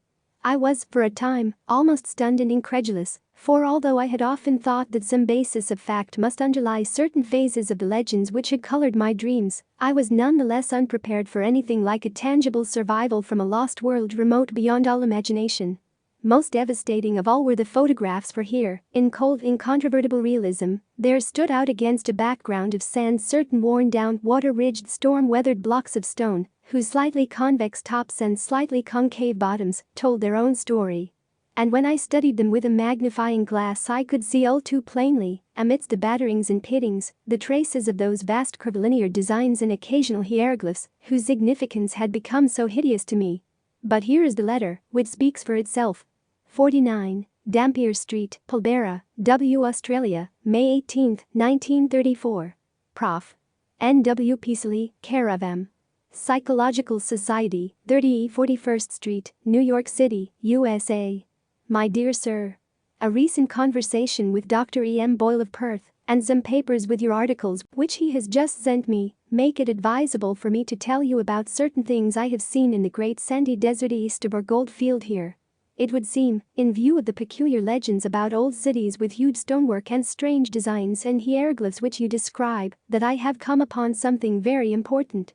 The blackfellows have always been full of talk about great stones with marks on them, and seem to have a terrible fear of such things. They connect them in some way with their common racial legends about Budai, the gigantic old man who lies asleep for ages underground with his head on his arm, and who will someday awake and eat up the world. There are some very old and half-forgotten tales of enormous underground huts of great stones, where passages lead down, and where horrible things have happened.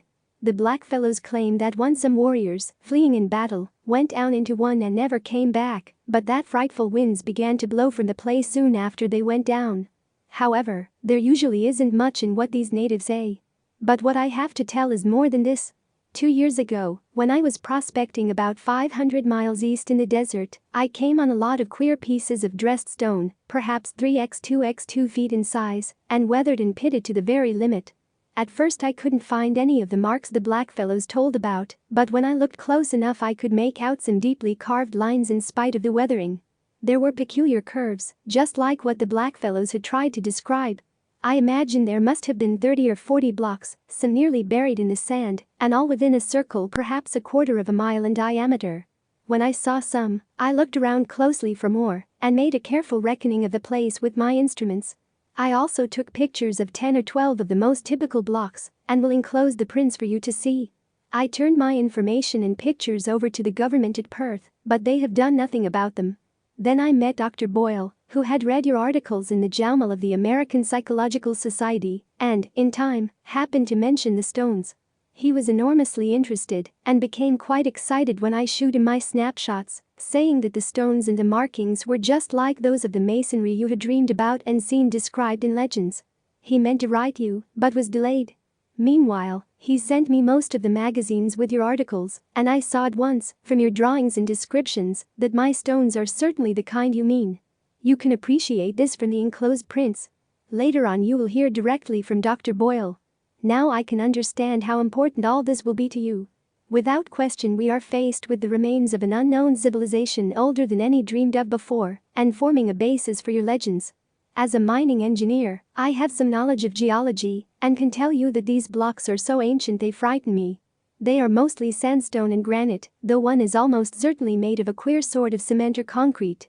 They bear evidence of water action, as if this part of the world had been submerged and come up again after long ages, all since those blocks were made and used. It is a matter of hundreds of thousands of years or heaven knows how much more. I don't like to think about it. In view of your previous diligent work in tracking down the legends and everything connected with them, I cannot doubt but that you will want to lead an expedition to the desert and make some archaeological excavations. Both Dr. Boyle and I are prepared to cooperate in such work if you or organizations known to you can furnish the funds. I can get together a dozen miners for the heavy digging. The blackfellows would be of no use, for I found that they have an almost maniacal fear of this particular spot. Boyle and I are saying nothing to others, for you very obviously ought to have precedence in any discoveries or credit. The place can be reached from Pulbera in about 4 days by motor tractor, which we need for our apparatus. It is somewhat west and south of Warburton's Path of 1873 and 100 miles southeast of Joanna Spring. We could float things up the Great River instead of starting from Pulbera, but all that can be talked over later. Roughly the stones lie at a point about 22 degrees 314 south latitude, 125 degrees 039 east longitude. The climate is tropical, and the desert conditions are trying. I shall welcome further correspondence upon this subject, and am keenly eager to assist in any plan you may devise. After studying your articles I am deeply impressed with the profound significance of the whole matter. Dr. Boyle will write later. When rapid communication is needed, a cable to Perth can be relayed by wireless. Hoping profoundly for an early message, believe me, most faithfully yours, Robert B. F. Mackenzie. Of the immediate aftermath of this letter, much can be learned from the press. My good fortune in securing the backing of Miskatonic University was great, and both Mr. Mackenzie and Dr. Boyle proved invaluable in arranging matters at the Australian end. We were not too specific with the public about our objects, since the whole matter would have lent itself unpleasantly to sensational and jocular treatment by the cheaper newspapers. As a result, printed reports were sparing, but enough appeared to tell of our quest for reported Australian ruins and to chronicle our various preparatory steps. Professor William Dyer of the college's geology department, leader of the Miskatonic Antarctic expedition of 1930-31, Ferdinand C. Ashley of the Department of Ancient History, and Tyler M. Freeborn of the Department of Anthropology, together with my son Wingate, who accompanied me. My correspondent, Mackenzie, came to Arkham early in 1935 and assisted in our final preparations. He proved to be a tremendously competent and affable man of about 50, admirably well-read, and deeply familiar with all the conditions of Australian travel. He had tractors waiting at Pulbera, and we chartered a tramp steamer sufficiently small to get up the river to that point. We were prepared to excavate in the most careful and scientific fashion, sifting every particle of sand and disturbing nothing which might seem to be in or near its original situation.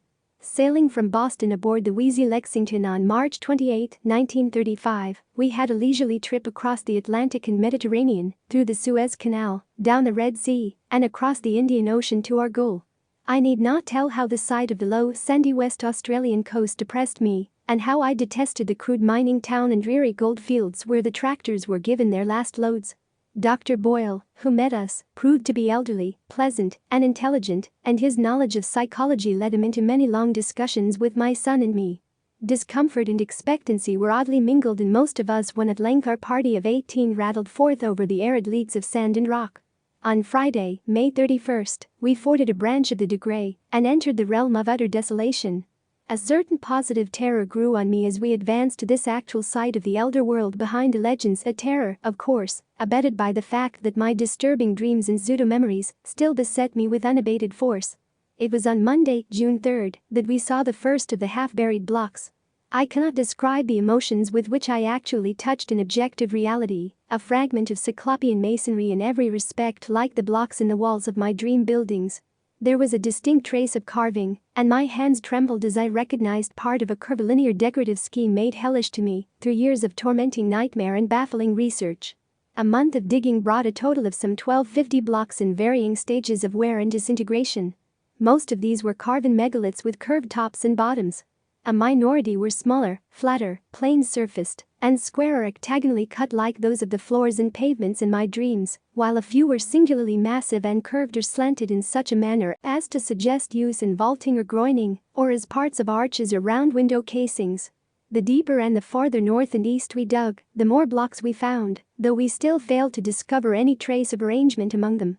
Professor Dyer was appalled at the measureless age of the fragments, and Freeborn found traces of symbols which fitted darkly into certain Papuan and Polynesian legends of infinite antiquity.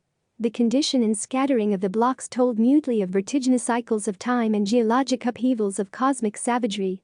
We had an aeroplane with us, and my son Wingate would often go up to different heights and scan the sand and rock waste for signs of dim, large-scale outlines, either differences of level or trails of scattered blocks. His results were virtually negative, for whenever he would one day think he had glimpsed some significant trend, he would on his next trip find the impression replaced by another equally insubstantial, a result of the shifting, wind-blown sand. One or two of these ephemeral suggestions, though, affected me queerly and disagreeably. They seemed, after a fashion, to dovetail horribly with something I had dreamed or read, but which I could no longer remember. There was a terrible familiarity about them which somehow made me look furtively and apprehensively over the abominable, sterile terrain toward the north and northeast. Around the first week in July I developed an unaccountable set of mixed emotions about that general northeasterly region. There was horror, and there was curiosity, but more than that, there was a persistent and perplexing illusion of memory. I tried all sorts of psychological expedients to get these notions out of my head, but met with no success. Sleeplessness also gained upon me, but I almost welcomed this because of the resultant shortening of my dream periods. I acquired the habit of taking long, lone walks in the desert late at night, usually to the north or northeast, whither the sum of my strange new impulses seemed subtly to pull me. Sometimes, on these walks, I would stumble over nearly buried fragments of the ancient masonry. Though there were fewer visible blocks here than where we had started, I felt sure that there must be a vast abundance beneath the surface. The ground was less level than at our camp, and the prevailing high winds now and then piled the sand into fantastic temporary hillocks, exposing low traces of the elder stones, while it covered other traces. I was queerly anxious to have the excavations extend to this territory, yet at the same time dreaded what might be revealed. Obviously, I was getting into a rather bad state, all the worse because I could not account for it. An indication of my poor nervous health can be gained from my response to an odd discovery which I made on one of my nocturnal rambles. It was on the evening of July 11th, when the moon flooded the mysterious hillocks with a curious pallor. Wandering somewhat beyond my usual limits, I came upon a great stone which seemed to differ markedly from any we had yet encountered. It was almost wholly covered, but I stooped and cleared away the sand with my hands, later studying the object carefully and supplementing the moonlight with my electric torch. Unlike the other very large rocks, this one was perfectly square-cut, with no convex or concave surface. It seemed, too, to be of a dark basaltic substance, wholly dissimilar to the granite and sandstone and occasional concrete of the now familiar fragments. Suddenly I rose, turned, and ran for the camp at top speed. It was a wholly unconscious and irrational flight, and only when I was close to my tent did I fully realize why I had run. Then it came to me. The queer dark stone was something which I had dreamed and read about, and which was linked with the uttermost horrors of the eon-old legendary. It was one of the blocks of that basaltic elder masonry which the fabled great race held in such fear, the tall, windowless ruins left by those brooding, half-material alien things that festered in earth's nether abysses, and against whose wind-like invisible forces the trap doors were sealed and the sleepless sentinels posted. I remained awake all night, but by dawn realized how silly I had been to let the shadow of a myth upset me. Instead of being frightened, I should have had a discoverer's enthusiasm. The next forenoon I told the others about my find, and Dyer, Freeborn, Boyle, my son, and I set out to view the anomalous block. Failure, however, confronted us. I had formed no clear idea of the stone's location, and a late wind had wholly altered the hillocks of shifting sand. Chapter 6. I come now to the crucial and most difficult part of my narrative, all the more difficult because I cannot be quite certain of its reality. At times I feel uncomfortably sure that I was not dreaming or deluded, and it is this feeling in view of the stupendous implications which the objective truth of my experience would raise which impels me to make this record. My son, a trained psychologist with the fullest and most sympathetic knowledge of my whole case, shall be the primary judge of what I have to tell. First, let me outline the externals of the matter, as those at the camp know them. On the night of July 17 to 18, after a windy day, I retired early but could not sleep. Rising shortly before 11, and afflicted as usual with that strange feeling regarding the northeastward terrain, I set out on one of my typical nocturnal walks, seeing and greeting only one person, an Australian miner named Tupper, as I left our precincts. The moon, slightly past full, shone from a clear sky and drenched the ancient sands with a white leprous radiance, which seemed to me somehow infinitely evil. There was no longer any wind, nor did any return for nearly 5 hours, as amply attested by Tupper and others who saw me walking rapidly across the pallid secret guarding hillocks toward the northeast. About 3:30 a.m. a violent wind blew up, waking everyone in camp and felling 3 of the tents. The sky was unclouded, and the desert still blazed with that leprous moonlight. As the party saw to the tents, my absence was noted, but in view of my previous walks this circumstance gave no one alarm.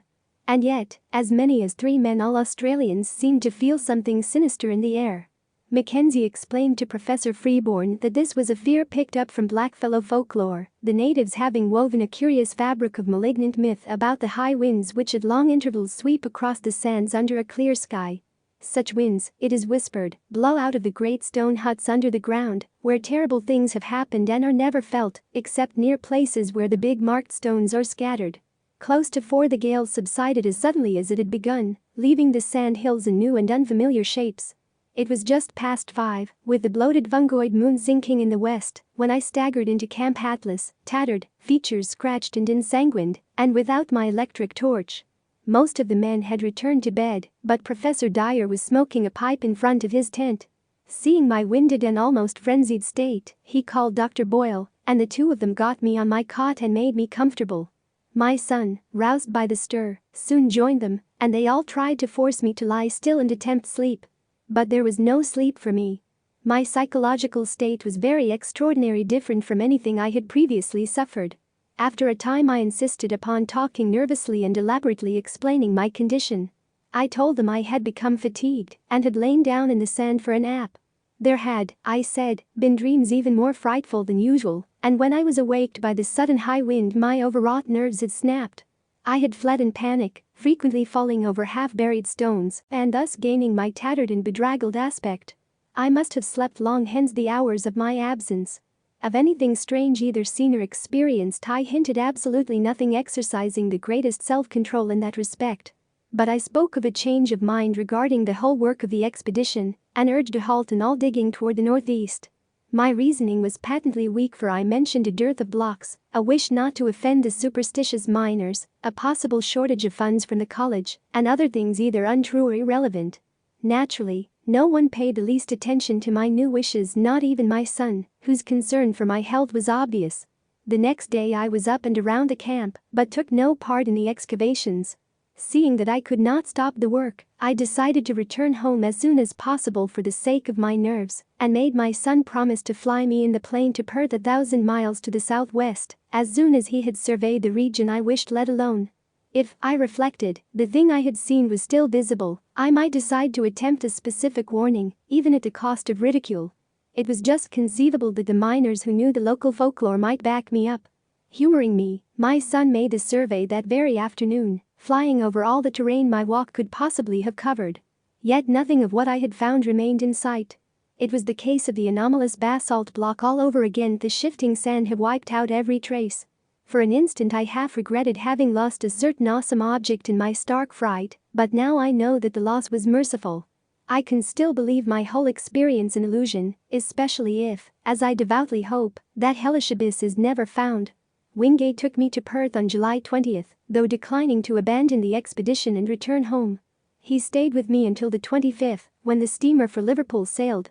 Now, in the cabin of the Empress, I am pondering long and frantically upon the entire matter, and have decided that my son at least must be informed. It shall rest with him whether to diffuse the matter more widely. In order to meet any eventuality, I have prepared this summary of my background as already known in a scattered way to others, and will now tell as briefly as possible what seemed to happen during my absence from the camp that hideous night. Nerves on edge, and whipped into a kind of perverse eagerness by that inexplicable dread-mingled mnemonic urge toward the northeast, I plodded on beneath the evil burning moon. Here and there I saw, half shrouded by sand, those primal cyclopean blocks left for nameless and forgotten eons. The incalculable age and brooding horror of this monstrous waste began to oppress me as never before, and I could not keep from thinking of my maddening dreams, of the frightful legends which lay behind them, and of the present fears of natives and miners concerning the desert and its carven stones. And yet I plodded on as if to some eldritch rendezvous, more and more assailed by bewildering fancies, compulsions, and pseudo-memories. I thought of some of the possible contours of the lines of stones as seen by my son from the air, and wondered why they seemed at once so ominous and so familiar. Something was fumbling and rattling at the latch of my recollection, while another unknown force sought to keep the portal barred. The night was windless, and the pallid sand curved upward and downward like frozen waves of the sea. I had no goal, but somehow plowed along as if with fate-bound assurance.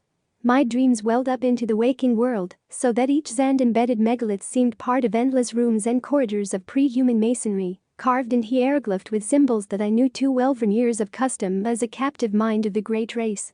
At moments I fancied I saw those omniscient conical horrors moving about at their accustomed tasks, and I feared to look down, lest I find myself one with them in aspect. Yet all the while I saw the sand-covered blocks as well as the rooms and corridors, the evil, burning moon, as well as the lamps of luminous crystal, the endless desert, as well as the waving ferns beyond the windows. I was awake and dreaming at the same time. I do not know how long or how far or indeed, in just what direction I had walked when I first spied the heap of blocks bared by the day's wind. It was the largest group in one place that I had seen so far, and so sharply did it impress me that the visions of fabulous eons faded suddenly away. Again there were only the desert and the evil moon, and the shards of an unguessed past. I drew close and paused, and cast the added light of my electric torch over the tumbled pile. A hillock had blown away, leaving a low, irregularly round mass of megaliths in smaller fragments some 40 feet across and from 2 to 8 feet high. From the very outset I realized that there was some utterly unprecedented quality about those stones. Not only was the mere number of them quite without parallel, but something in the sand-worn traces of design arrested me as I scanned them under the mingled beams of the moon and my torch. Not that any one differed essentially from the earlier specimens we had found. It was something subtler than that. The impression did not come when I looked at one block alone, but only when I ran my eye over several almost simultaneously. Then, at last, the truth dawned upon me. The curvilinear patterns on many of those blocks were closely related parts of one vast decorative conception. For the first time in this eon-shaken waste I had come upon a mass of masonry in its old position, tumbled and fragmentary, it is true, but nonetheless existing in a very definite sense. Mounting at a low place, I clambered laboriously over the heap, here and there clearing away the sand with my fingers, and constantly striving to interpret varieties of size, shape, and style, and relationships of design. After a while I could vaguely guess at the nature of the bygone structure, and at the designs which had once stretched over the vast surfaces of the primal masonry.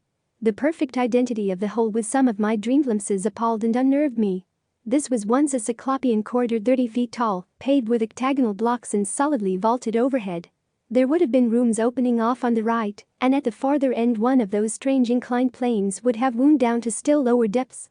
I started violently as these conceptions occurred to me, for there was more in them than the blocks themselves had supplied.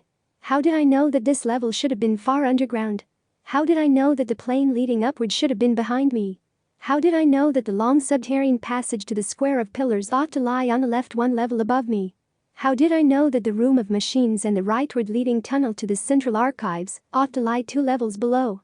How did I know that there would be one of those horrible, metal-banded trapdoors at the very bottom 4 levels down? Bewildered by this intrusion from the dream world, I found myself shaking and bathed in a cold perspiration. Then, as a last intolerable touch, I felt that faint insidious stream of cool air trickling upward from a depressed place near the center of the huge heap. Instantly, as once before, my visions faded, and I saw again only the evil moonlight, the brooding desert, and the spreading tumulus of Paleogean masonry. Something real and tangible, yet fraught with infinite suggestions of nighted mystery, now confronted me. For that stream of air could argue but one thing: a hidden gulf of great size beneath the disordered blocks on the surface. My first thought was of the sinister blackfellow legends of vast underground huts among the megaliths where horrors happen and great winds are born. Then thoughts of my own dreams came back, and I felt dim pseudo-memories tugging at my mind. What manner of place lay below me? What primal, inconceivable source of age-old myth cycles and haunting nightmares might I be on the brink of uncovering? It was only for a moment that I hesitated, for more than curiosity and scientific zeal was driving me on and working against my growing fear. I seemed to move almost automatically, as if in the clutch of some compelling fate. Pocketing my torch and struggling with a strength that I had not thought I possessed, I wrenched aside first one titan fragment of stone and then another, till there welled up a strong draft whose dampness contrasted oddly with the desert's dry air. A black rift began to yawn, and at length, when I had pushed away every fragment small enough to budge, the leprous moonlight blazed on an aperture of ample width to admit me. I drew out my torch and cast a brilliant beam into the opening. Below me was a chaos of tumbled masonry, sloping roughly down toward the north, at an angle of about 45 degrees, and evidently the result of some bygone collapse from above. Between its surface and the ground level was a gulf of impenetrable blackness at whose upper edge were signs of gigantic stress-heaved vaulting. At this point, it appeared, the desert sands lay directly upon a floor of some titan structure of Earth's youth, how preserved through eons of geologic convulsion I could not then, and cannot now even attempt to guess. In retrospect, the barest idea of a sudden, lone descent into such a doubtful abyss, and at a time when one's whereabouts were unknown to any living soul, seems like the utter apex of insanity. Perhaps it was yet that night I embarked without hesitancy upon such a descent. Again there was manifest that lure and driving of fatality which had all along seemed to direct my course. With torch flashing intermittently to save the battery, I commenced a mad scramble down the sinister, cyclopean incline below the opening, sometimes facing forward as I found good hand and footholds, and at other times turning to face the heap of megaliths as I clung and fumbled more precariously. In two directions beside me distant walls of carven, crumbling masonry illumined dimly under the direct beams of my torch. Ahead, however, was only unbroken darkness. I kept no track of time during my downward scramble. So seething with baffling hints and images was my mind that all objective matter seemed withdrawn into incalculable distances. Physical sensation was dead, and even fear remained as a wraith-like inactive gargoyle leering impotently at me.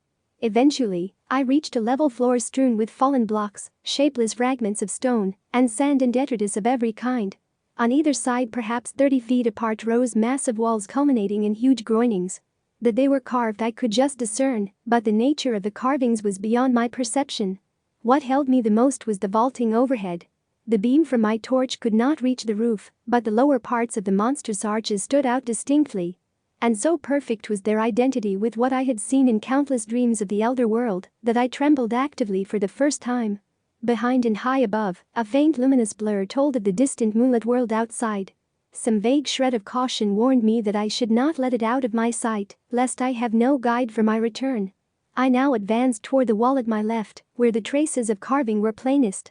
The littered floor was nearly as hard to traverse as the downward heap had been, but I managed to pick my difficult way. At one place I heaved aside some blocks and locked away the detritus to see what the pavement was like, and shuddered at the utter fateful familiarity of the great octagonal stones whose buckled surface still held roughly together.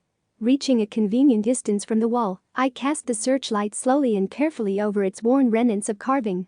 Some bygone influx of water seemed to have acted on the sandstone surface, while there were curious incrustations which I could not explain. In places the masonry was very loose and distorted, and I wondered how many eons more this primal, hidden edifice could keep its remaining traces of form amidst Earth's heavings.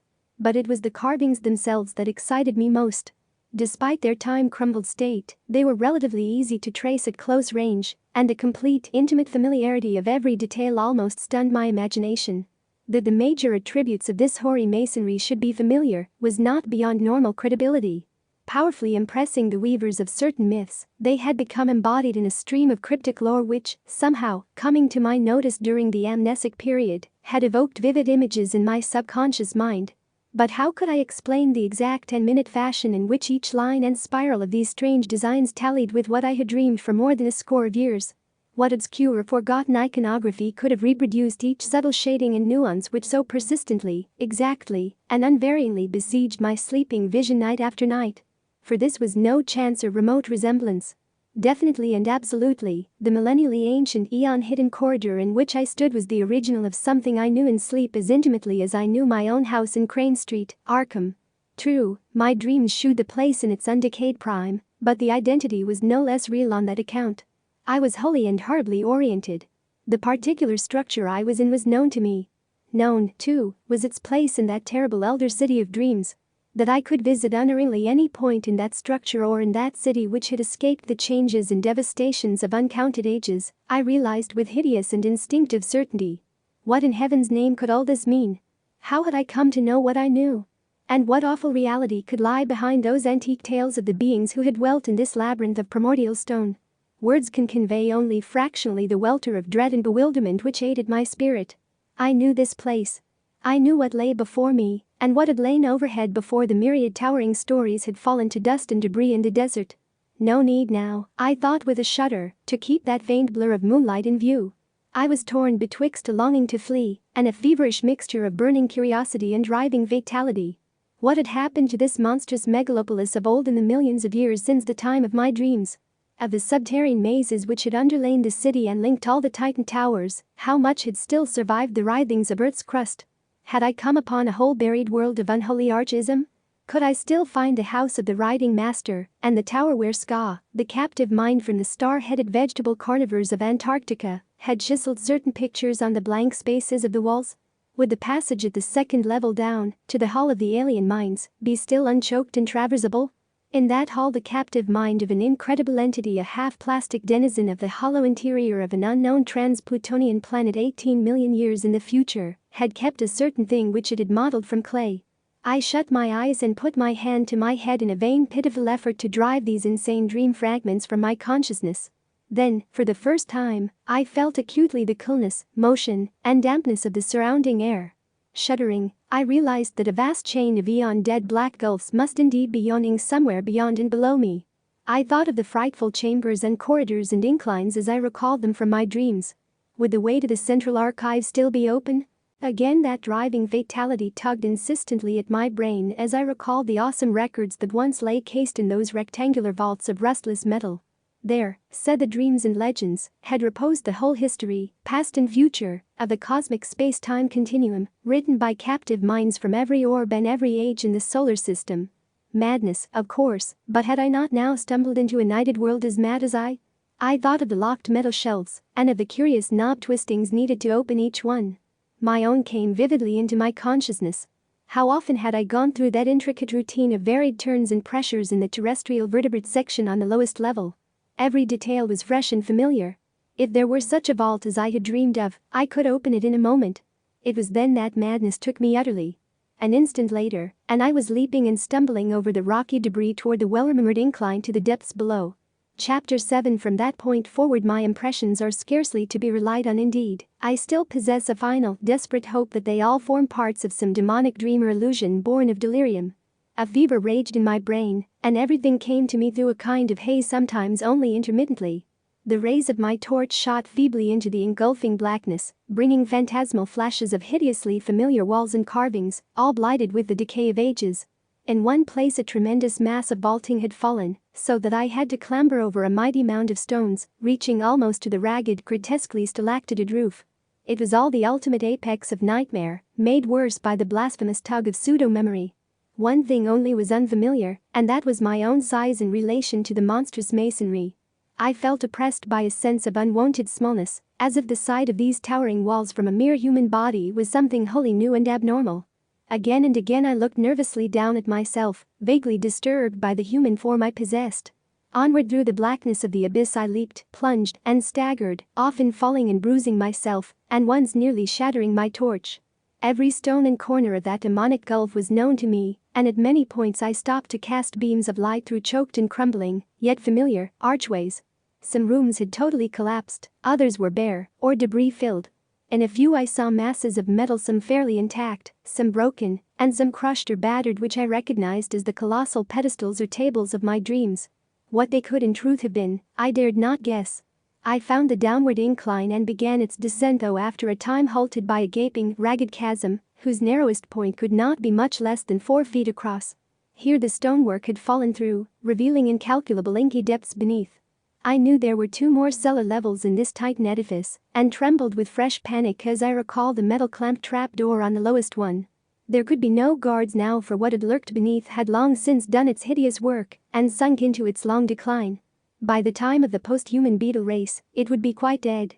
And yet, as I thought of the native legends, I trembled anew. It cost me a terrible effort to vault that yawning chasm, since the littered floor prevented a running start, but madness drove me on. I chose a place close to the left-hand wall where the rift was least wide and the landing spot reasonably clear of dangerous debris, and after one frantic moment reached the other side in safety.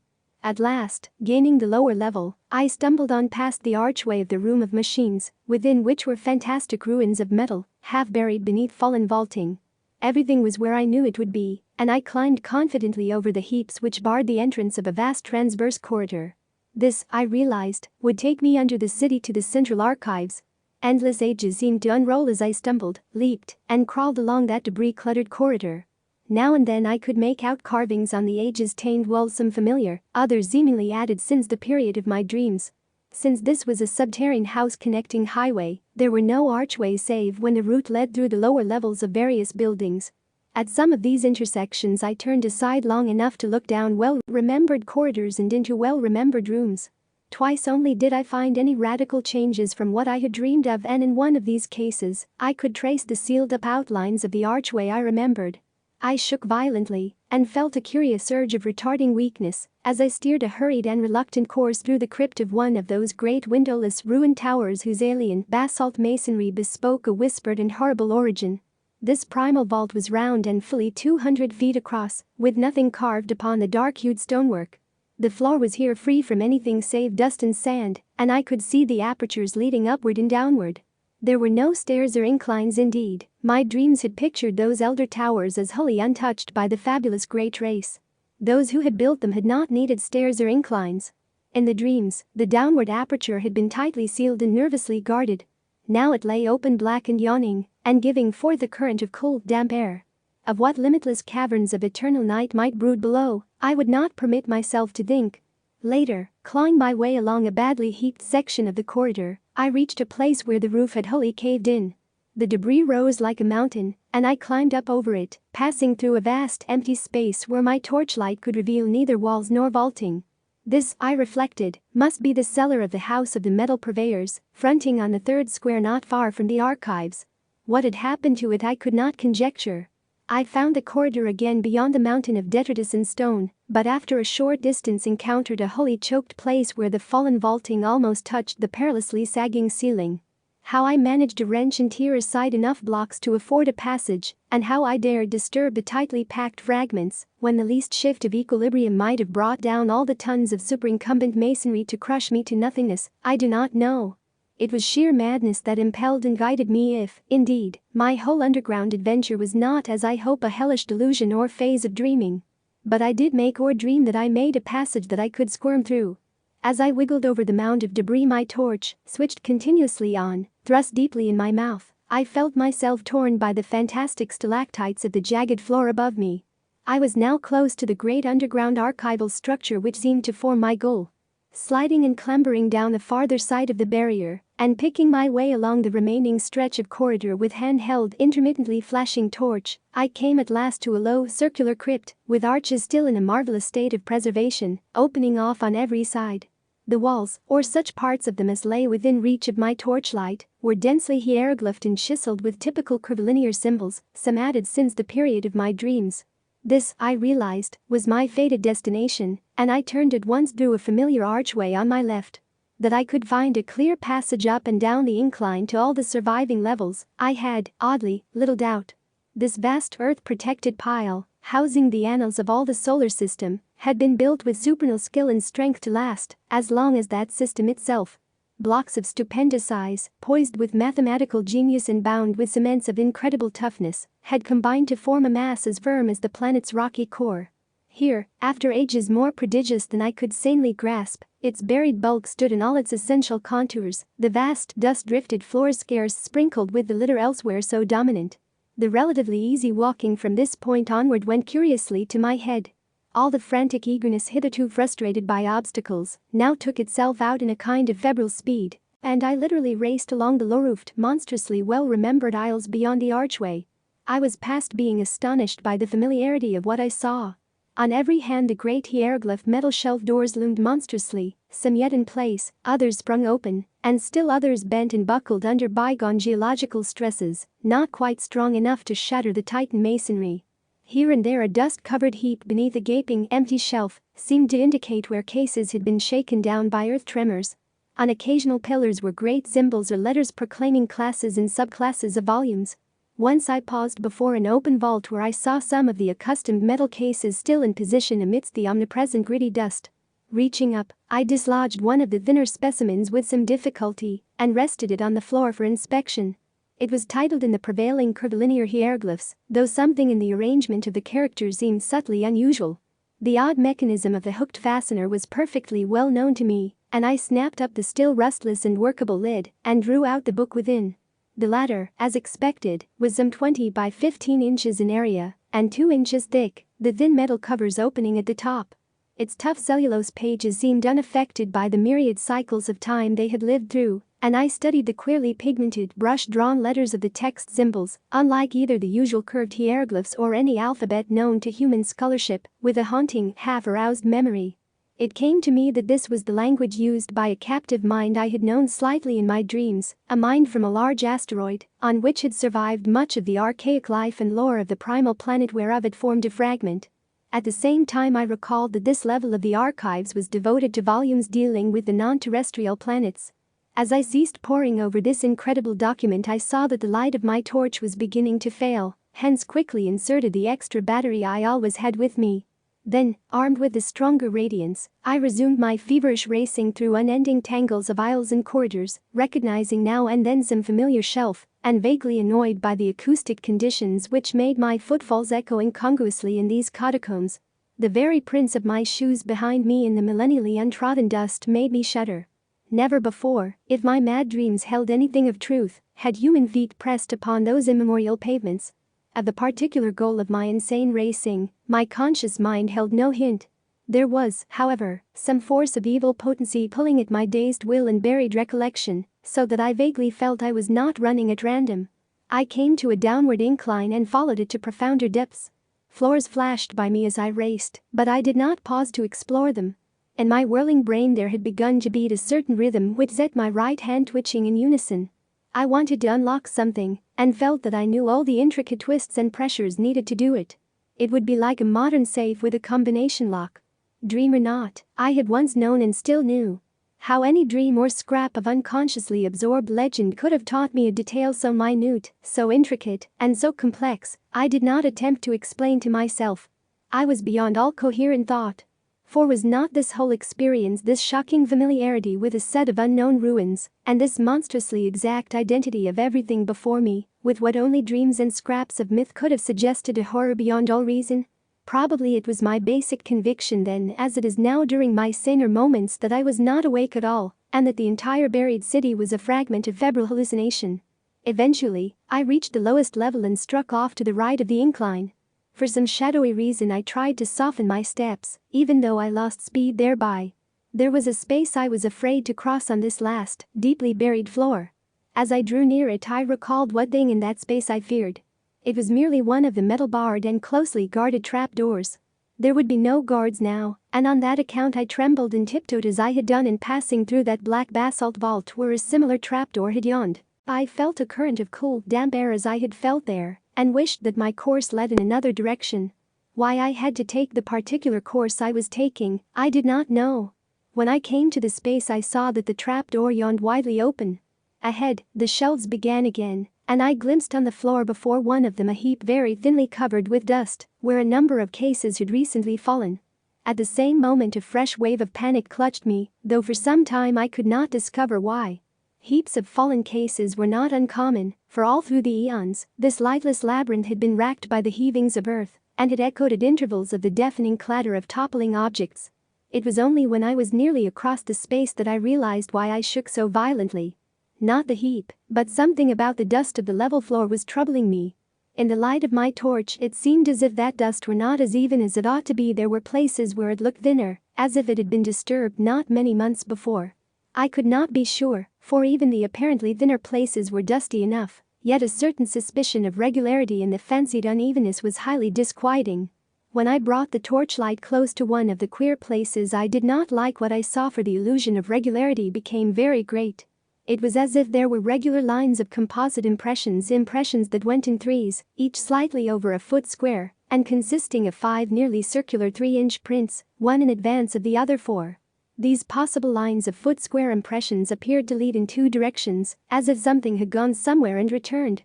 They were, of course, very faint, and may have been illusions or accidents, but there was an element of dim fumbling terror about the way I thought they ran. For at one end of them was the heap of cases which must have clattered down not long before, while at the other end was the ominous trap-door with the cold damp wind, yawning unguarded down to abysses past imagination. Chapter 8. That my strange sense of compulsion was deep and overwhelming is shewn by its conquest of my fear. No rational motive could have drawn me on after that hideous suspicion of prints and the creeping dream memories it excited. Yet my right hand, even as it shook with fright, still twitched rhythmically in its eagerness to turn a lock it hoped to find. Before I knew it I was past the heap of lately fallen cases and running on tiptoe through aisles of utterly unbroken dust toward a point which I seemed to know morbidly, horribly well. My mind was asking itself questions whose origin and relevancy I was only beginning to guess. Would the shelf be reachable by a human body? Could my human hand master all the eon-remembered motions of the lock? Would the lock be undamaged and workable?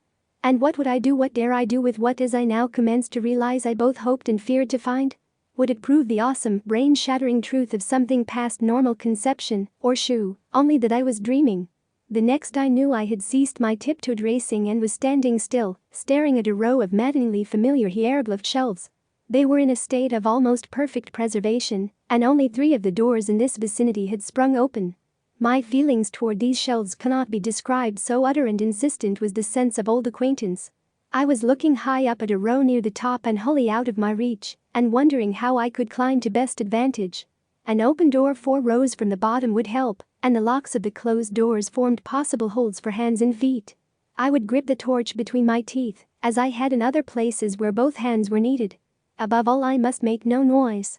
How to get down what I wished to remove would be difficult, but I could probably hook its movable fastener in my coat collar and carry it like a knapsack. Again I wondered whether the lock would be undamaged. That I could repeat each familiar motion I had not the least doubt. But I hoped the thing would not scrape or creak, and that my hand could work it properly. Even as I thought these things I had taken the torch in my mouth and begun to climb. The projecting locks were poor supports, but, as I had expected, the open shelf helped greatly. I used both the swinging door and the edge of the aperture itself in my ascent, and managed to avoid any loud creaking. Balanced on the upper edge of the door, and leaning far to my right, I could just reach the lock I sought. My fingers, half numb from climbing, were very clumsy at first, but I soon saw that they were anatomically adequate. And the memory rhythm was strong in them.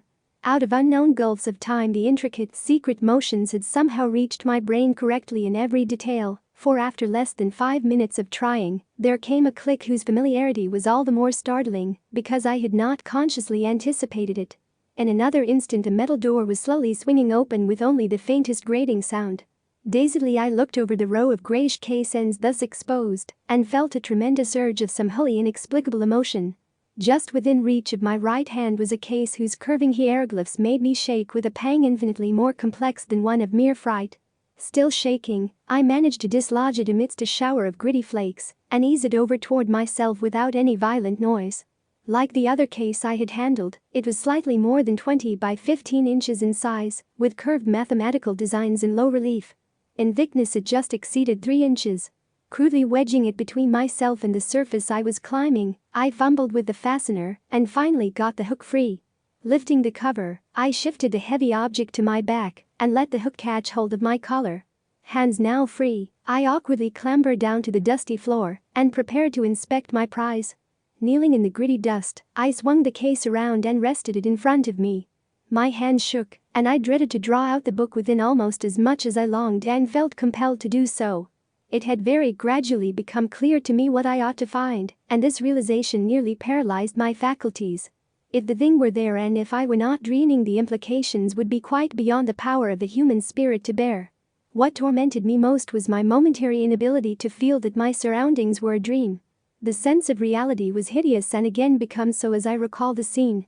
At length I tremblingly pulled the book from its container and stared fascinatedly at the well-known hieroglyphs on the cover.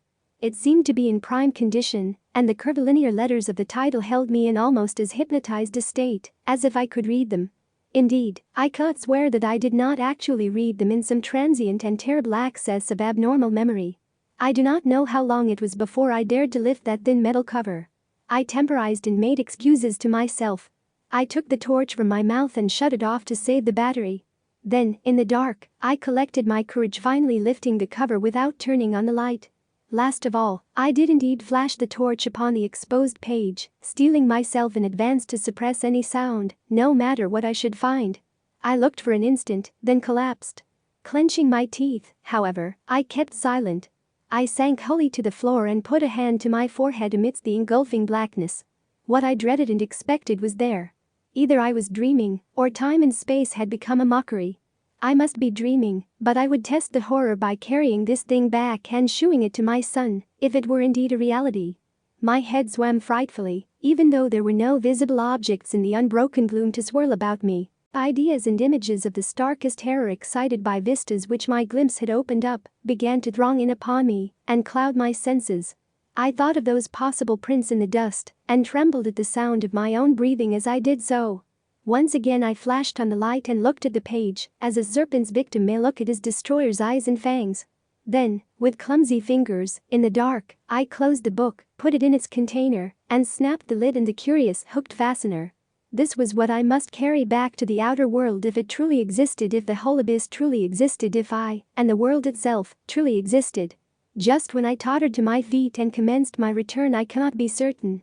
It comes to me oddly as a measure of my sense of separation from the normal world that I did not even once look at my watch during those hideous hours underground. Torch in hand, and with the ominous case under one arm, I eventually found myself tiptoeing in a kind of silent panic past the draft-giving abyss and those lurking suggestions of prints.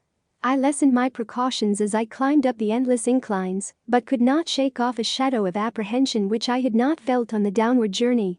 I dreaded having to repass through the black basalt crypt that was older than the city itself, where cold drafts welled up from unguarded depths. I thought of that which the great race had feared, and of what might still be lurking, be it ever so weak and dying, down there. I thought of those viviserical prints and of what my dreams had told me of such prints and of strange winds and whistling noises associated with them. And I thought of the tales of the modern blackfellows, wherein the horror of great winds and nameless subterranean ruins was dwelt upon.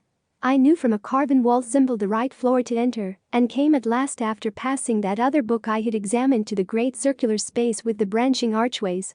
On my right, and at once recognizable, was the arch through which I had arrived. This I now entered, conscious that the rest of my course would be harder because of the tumbled state of the masonry outside the archive building. My new metallized burden weighed upon me, and I found it harder and harder to be quiet as I stumbled among debris and fragments of every sort. Then I came to the ceiling-high mound of debris through which I had wrenched a scanty passage. My dreaded wriggling through again was infinite, for my first passage had made some noise, and I now, after seeing those possible prints, dreaded sound above all things. The case, too, doubled the problem of traversing the narrow crevice. But I clambered up the barrier as best I could, and pushed the case through the aperture ahead of me. Then, torch in mouth, I scrambled through myself, my back torn as before by stalactites. As I tried to grasp the case again, it fell some distance ahead of me down the slope of the debris, making a disturbing clatter and arousing echoes which sent me into a cold perspiration. I lunged for it at once, and regained it without further noise, but a moment afterward the slipping of blocks under my feet raised a sudden and unprecedented din. The din was my undoing. For, falsely or not, I thought I heard it answered in a terrible way from spaces far behind me. I thought I heard a shrill, whistling sound, like nothing else on earth, and beyond any adequate verbal description. If so, what followed has a grim irony since, save for the panic of this thing, the second thing might never have happened. As it was, my frenzy was absolute and unrelieved. Taking my torch in my hand and clutching feebly at the case, I leaped and bounded wildly ahead with no idea in my brain, beyond a mad desire to race out of these nightmare ruins to the waking world of desert and moonlight which lay so far above. I hardly knew it when I reached the mountain of debris which towered into the vast blackness beyond the caved-in roof, and bruised and cut myself repeatedly in scrambling up its steep slope of jagged blocks and fragments. Then came the great disaster. Just as I blindly crossed the summit, unprepared for the sudden dip ahead, my feet slipped utterly, and I found myself involved in a mangling avalanche of sliding masonry, whose canonicate uproar split the black cavern air in a deafening series of earth-shaking reverberations. I have no recollection of emerging from this chaos, but a momentary fragment of consciousness shows me as plunging and tripping and scrambling along the corridor amidst the clangor case, and torch still with me. Then, just as I approached that primal basalt crypt I had so dreaded, utter madness came. For as the echoes of the avalanche died down, there became audible a repetition of that frightful alien whistling I thought I had heard before. This time there was no doubt about it, and what was worse, it came from a point not behind but ahead of me. Probably I shrieked aloud then. I have a dim picture of myself as flying through the hellish basalt vault of the Elder Things, and hearing that damnable alien sound piping up from the open, unguarded door of limitless nether blacknesses. There was a wind, too, not merely a cold, damp draft, but a violent, purposeful blast belching savagely and frigidly from that abominable gulf whence the obscene whistling came. There are memories of leaping and lurching over obstacles of every sort, with that torrent of wind and shrieking sound growing moment by moment, and seeming to curl and twist purposefully around me, as it struck out wickedly from the spaces behind and beneath. Though in my rear, that wind had the odd effect of hindering instead of aiding my progress, as if it acted like a noose or lasso thrown around me. Heedless of the noise I made, I clattered over a great barrier of blocks and was again in the structure that led to the surface. I recall glimpsing the archway to the room of machines and almost crying out as I saw the incline leading down to where one of those blasphemous trapdoors must be yawning 2 levels below. But instead of crying out, I muttered over and over to myself that this was all a dream from which I must soon awake. Perhaps I was in camp, perhaps I was at home in Arkham. As these hopes bolstered up my sanity, I began to mount the incline to the higher level. I knew, of course, that I had the 4-foot cleft to recross, yet was too racked by other fears to realize the full horror until I came almost upon it. On my descent, the leap across had been easy, but could I clear the gap as readily when going uphill, and hampered by fright, exhaustion, the weight of the metal case, and the anomalous backward tug of that demon wind? I thought of these things at the last moment, and thought also of the nameless entities which might be lurking in the black abysses below the chasm. My wavering torch was growing feeble, but I could tell by some obscure memory when I neared the cleft. The chill blasts of wind and the nauseous whistling shrieks behind me were for the moment like a merciful opiate, dulling my imagination to the horror of the yawning gulf ahead. And then I became aware of the added blasts and whistling in front of me, tides of abomination, surging up through the cleft itself from depths unimagined and unimaginable. Now, indeed, the essence of pure nightmare was upon me. Sanity departed and, ignoring everything except the animal impulse of flight, I merely struggled and plunged upward over the incline's debris, as if no gulf had existed. Then I saw the chasm's edge, leaped frenziedly with every ounce of strength I possessed, and was instantly engulfed in a pandemonium vortex of loathsome sound and utter, materially tangible blackness. This is the end of my experience, so far as I can recall. Any further impressions belong wholly to the domain of phantasmagoria delirium. Dream, madness, and memory merged wildly together in a series of fantastic fragmentary delusions which can have no relation to anything real. There was a hideous fall through incalculable leagues of viscous, sentient darkness, and a babel of noises utterly alien to all that we know of the earth and its organic life. Dormant, rudimentary senses seemed to start into vitality within me, telling of pits and voids peopled by floating horrors, and leading to sunless crags and oceans, and teeming cities of windowless basalt towers, upon which no light ever shone. Secrets of the primal planet and its immemorial eons flashed through my brain without the aid of sight or sound, and there were known to me things which not even the wildest of my former dreams had ever suggested. And all the while cold fingers of damp vapor clutched and picked at me, and that eldritch, damnable whistling shrieked fiendishly above all the alternations of babel and silence in the whirlpools of darkness around. Afterward there were visions of the Cyclopean city of my dreams, not in ruins, but just as I had dreamed of it. I was in my conical, non-human body again, and mingled with crowds of the great race, and the captive minds who carried books up and down the lofty corridors and vast inclines. Then, superimposed upon these pictures, were frightful, momentary flashes of a non-visceral consciousness involving desperate struggles, a writhing free from clutching tentacles of whistling wind, an insane bat-like flight through half-solid air, a feverish burrowing through the cyclone-whipped dark, and a wild stumbling and scrambling over fallen masonry. Once there was a curious, intrusive flash of half-sight, a faint, diffuse suspicion of bluish radiance far overhead. Then there came a dream of wind-pursued climbing and crawling, of wriggling into a blaze of sardonic moonlight, through a jumble of debris which slid and collapsed after me amidst a morbid hurricane. It was the evil, monotonous beating of that maddening moonlight which at last told me of the return of what I had once known as the objective, waking world. I was clawing prone through the sands of the Australian desert, and around me shrieked such a tumult of wind as I had never before known on our planet's surface. My clothing was in rags, and my whole body was a mass of bruises and scratches. Full consciousness returned very slowly, and at no time could I tell just where delirious dream left off and true memory began. There had seemed to be a mound of Titan blocks, an abyss beneath it, a monstrous revelation from the past, and a nightmare horror at the end, but how much of this was real? My flashlight was gone, and likewise any metal case I may have discovered. Had there been such a case or any abyss or any mound? Raising my head, I looked behind me, and saw only the sterile, undulant sands of the desert. The demon wind died down, and the bloated fungoid moon sank reddeningly in the west. I lurched to my feet and began to stagger southwestward toward the camp. What in truth had happened to me? Had I merely collapsed in the desert and dragged a dream-racked body over miles of sand and buried blocks? If not, how could I bear to live any longer? For, in this new doubt, all my faith in the myth-born unreality of my visions dissolved once more into the hellish older doubting. If that abyss was real, then the great race was real, and its blasphemous reachings and seizures in the cosmos-wide vortex of time were no myths or nightmares, but a terrible, soul-shattering actuality. Had I, in full, hideous fact, been drawn back to a pre-human world of 150 million years ago in those dark, baffling days of the amnesia? Had my present body been the vehicle of a frightful alien consciousness from Paleogean gulfs of time? Had I, as the captive mind of those shambling horrors, indeed known that accursed city of stone in its primordial heyday, and wriggled down those familiar corridors in the loathsome shape of my captor? Were those tormenting dreams of more than 20 years the offspring of stark, monstrous memories? Had I once veritably talked with minds from reachless corners of time and space, learned the universe's secrets, past and to come, and written the annals of my own world for the metal cases of those Titan archives? And were those others, those shocking elder things of the mad winds and demon pipings, in truth a lingering, lurking menace, waiting and slowly weakening in black abysses, while varied shapes of life drag out their multimillennial courses on the planet's age-racked surface? I do not know. If that abyss and what I held were real, there is no hope. Then, all too truly, there lies upon this world of man a mocking and incredible shadow out of time. But, mercifully, there is no proof that these things are other than fresh phases of my myth-born dreams. I did not bring back the metal case that would have been a proof, and so far those subterranean corridors have not been found.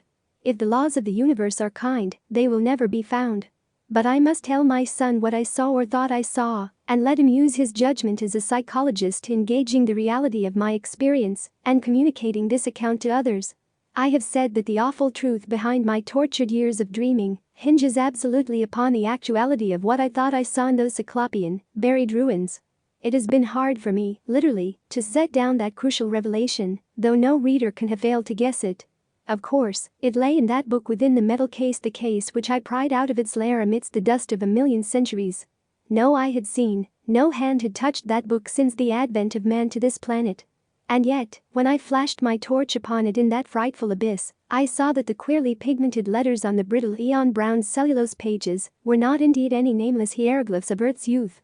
They were, instead, the letters of our familiar alphabet, spelling out the words of the English language in my own handwriting.